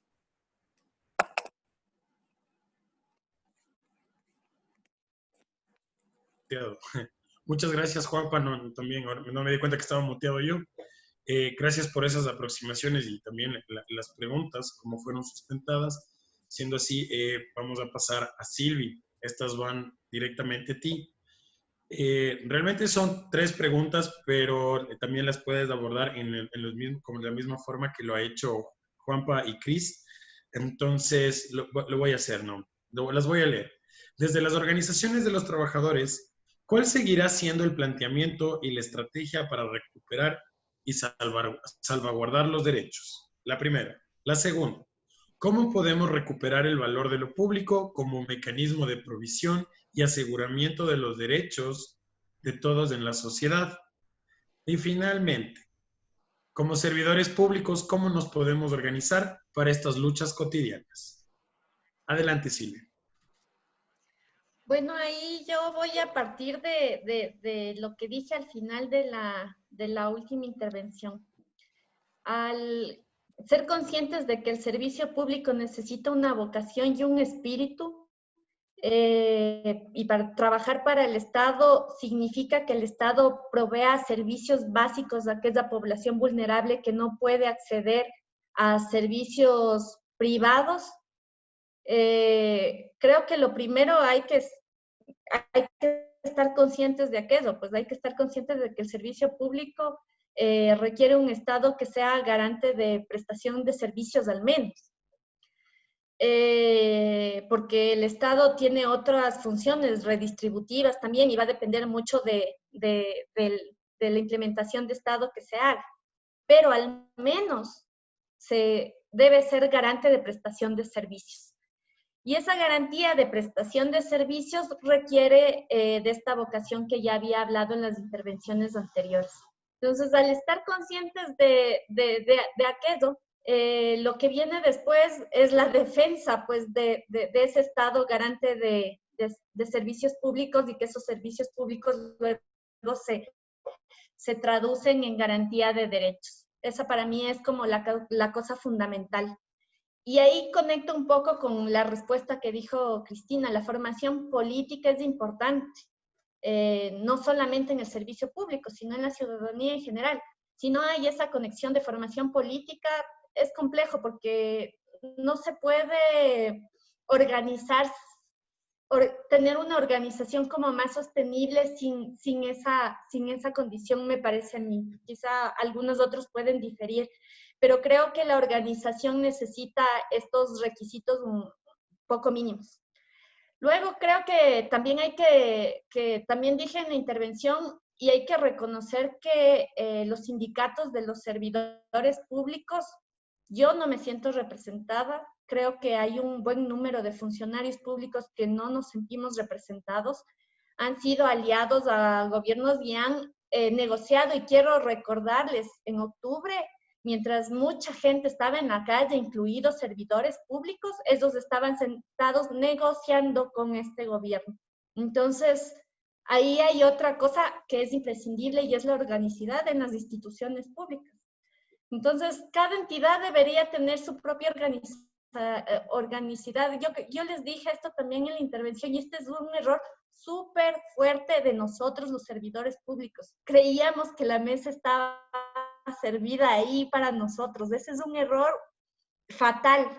Cuando nos empiezan a hacer regresivos los derechos, es ahí cuando recién nos empezamos a organizar, y creo que la organización es fundamental para mantener los derechos siempre, porque no sabemos lo que va a ocurrir. Y luego, ¿cómo empezar a organizarnos? Creo que ese es el problema que tenemos ahora en la actualidad, y no solamente responde a los servidores públicos, es un problema que tenemos como sociedad actualmente, pero que tenemos que empezar a hacerlo. Entonces, ahí yo les hago el llamado. Nosotros estamos iniciando como Frente de las y los Servidores Públicos, sabiendo que no nos representan esos sindicatos que han estado y que necesitamos ir por otros espacios de organización que realmente representen a los funcionarios públicos, pero no solamente desde el aspecto individual, sino desde la colectividad.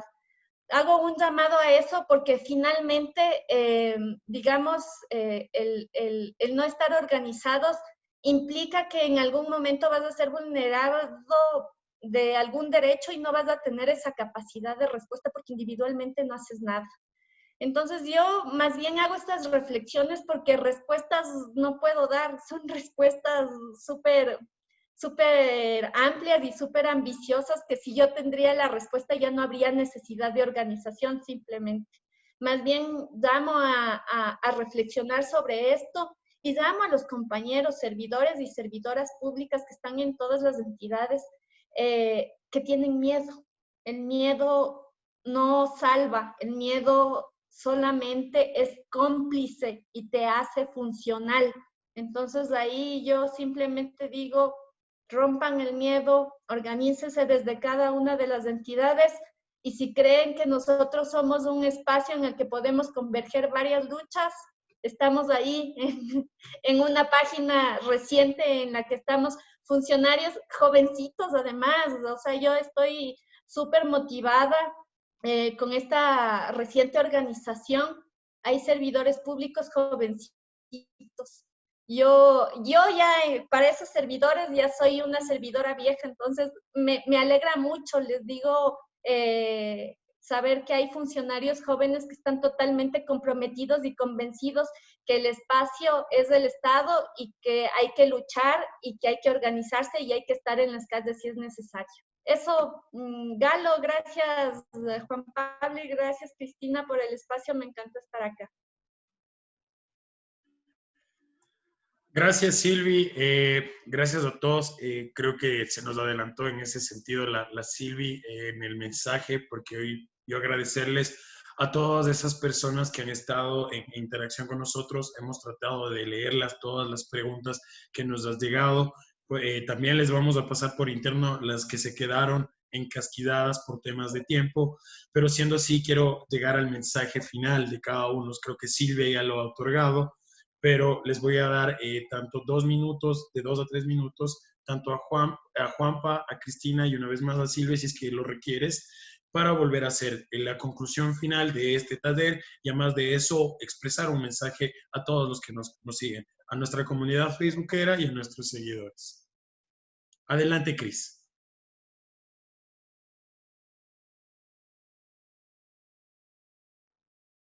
Agradecer otra vez a todos quienes nos acompañan, agradecer a La Raíz, Galo, gracias por este espacio.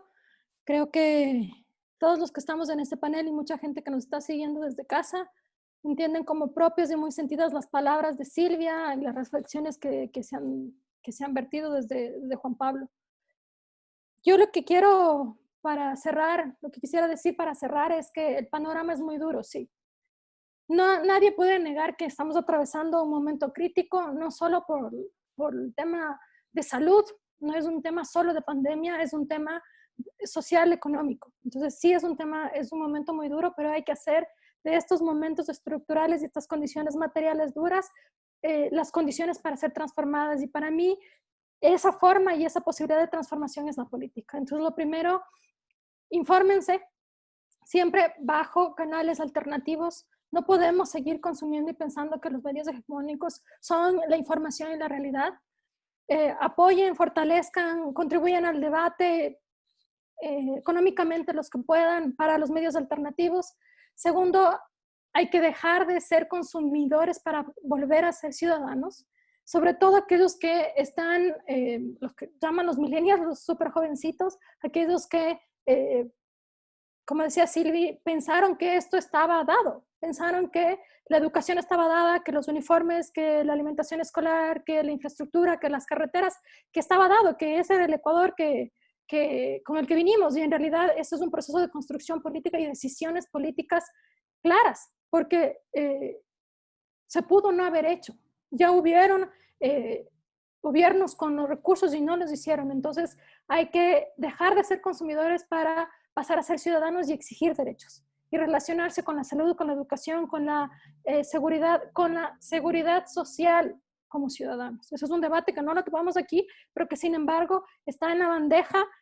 Ojalá ustedes lo puedan tomar en otra discusión próxima, que es la intención de privatizar la seguridad social y es acabar con la base del estado de bienestar, con el acuerdo máximo del estado de bienestar. Y luchar, la tercera diría es luchar desde cualquier espacio, desde el espacio individual, desde el espacio de familia, desde el barrio, desde la comuna, desde la escuela, en lo colectivo, luchar contra el egoísmo como pilar específico del capitalismo, y eso suena muy cliché, pero es muy, muy real y muy cercano. Es decir, lo dijo Silvia, si no es contra mí, entonces no pasa nada. Pero si no es contra mí y no pasa nada, sigue pasando hasta que soy yo y no habrá nadie para defenderme. Entonces, dejar ese aislamiento y hacerlo conscientemente y hacerlo también a nivel político. Porque la persecución, la discriminación y la violencia política no está bien si es que lo hago yo por jactarme de progresista. No está bien.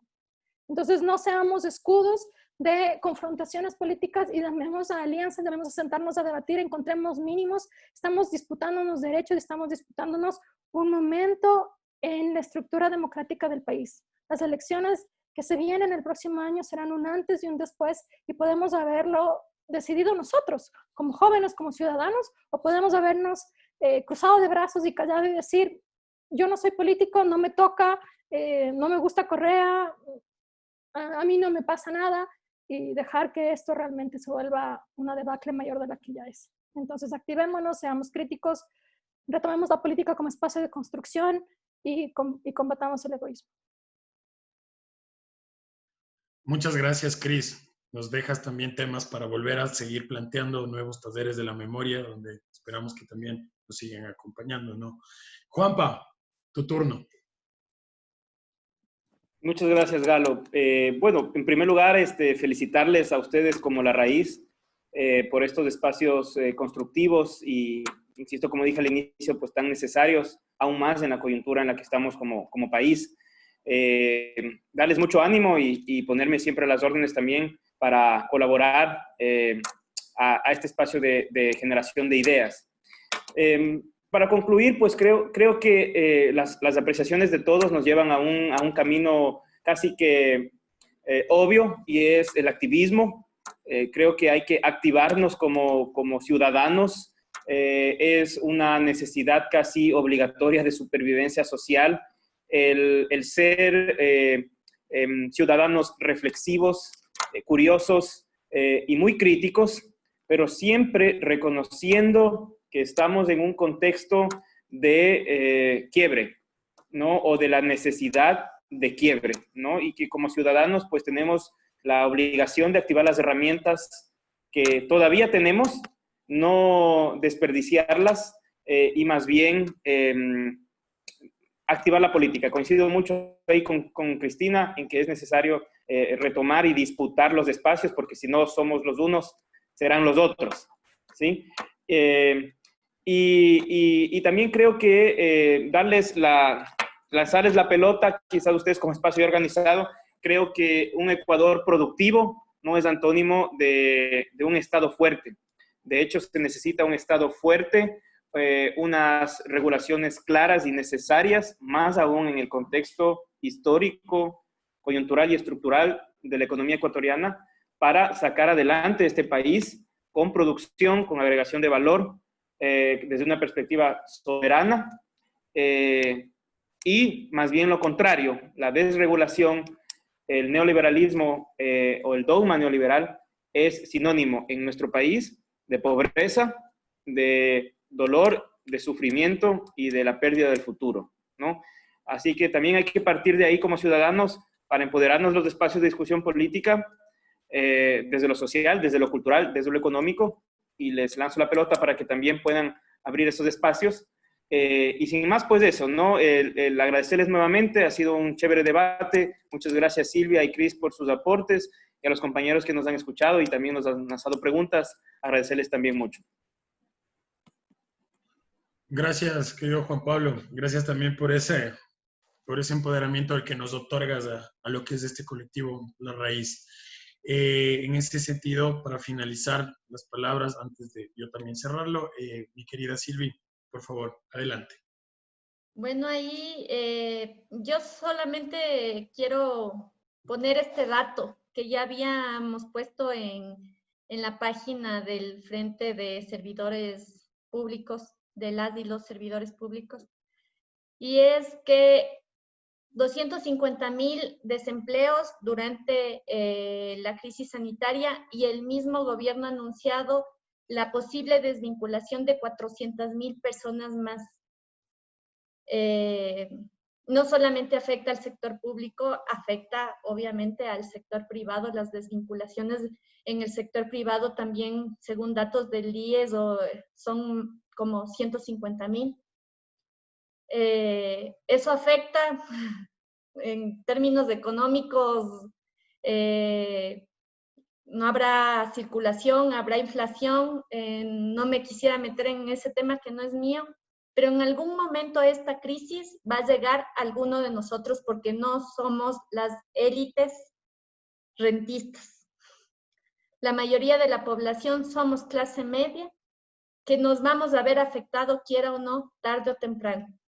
Necesitamos activarnos, necesitamos estar fuertes, necesitamos ser un puño, y ahí yo solamente les llamo a la organicidad desde sus espacios, desde el sector público, desde la educación, desde la salud, desde todos los espacios.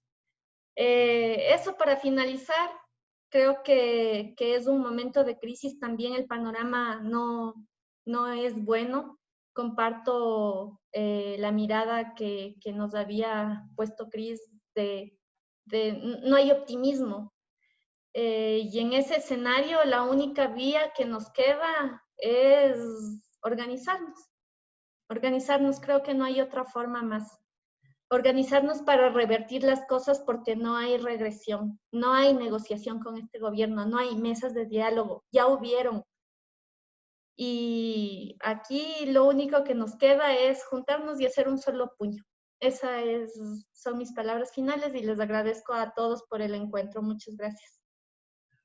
Gracias, querida Silvi. Bueno, finalmente solo me queda cerrar, agradecerles a todos, a toda esa comunidad facebookera, a todos nuestros seguidores, a todos los que el día de hoy se dieron cita para escucharnos, para desarrollar este panel. A ustedes como panelistas, muchas gracias por entender esa idea de acercarlo a los ciudadanos, a lo popular, para que esa academia, ese pensamiento crítico siempre sea mucho más cercano, pero obviamente, nuevamente recalcarlo, sin perder ese nivel de argumentación que siempre se tiene, porque es la crisis se la combate con argumentos.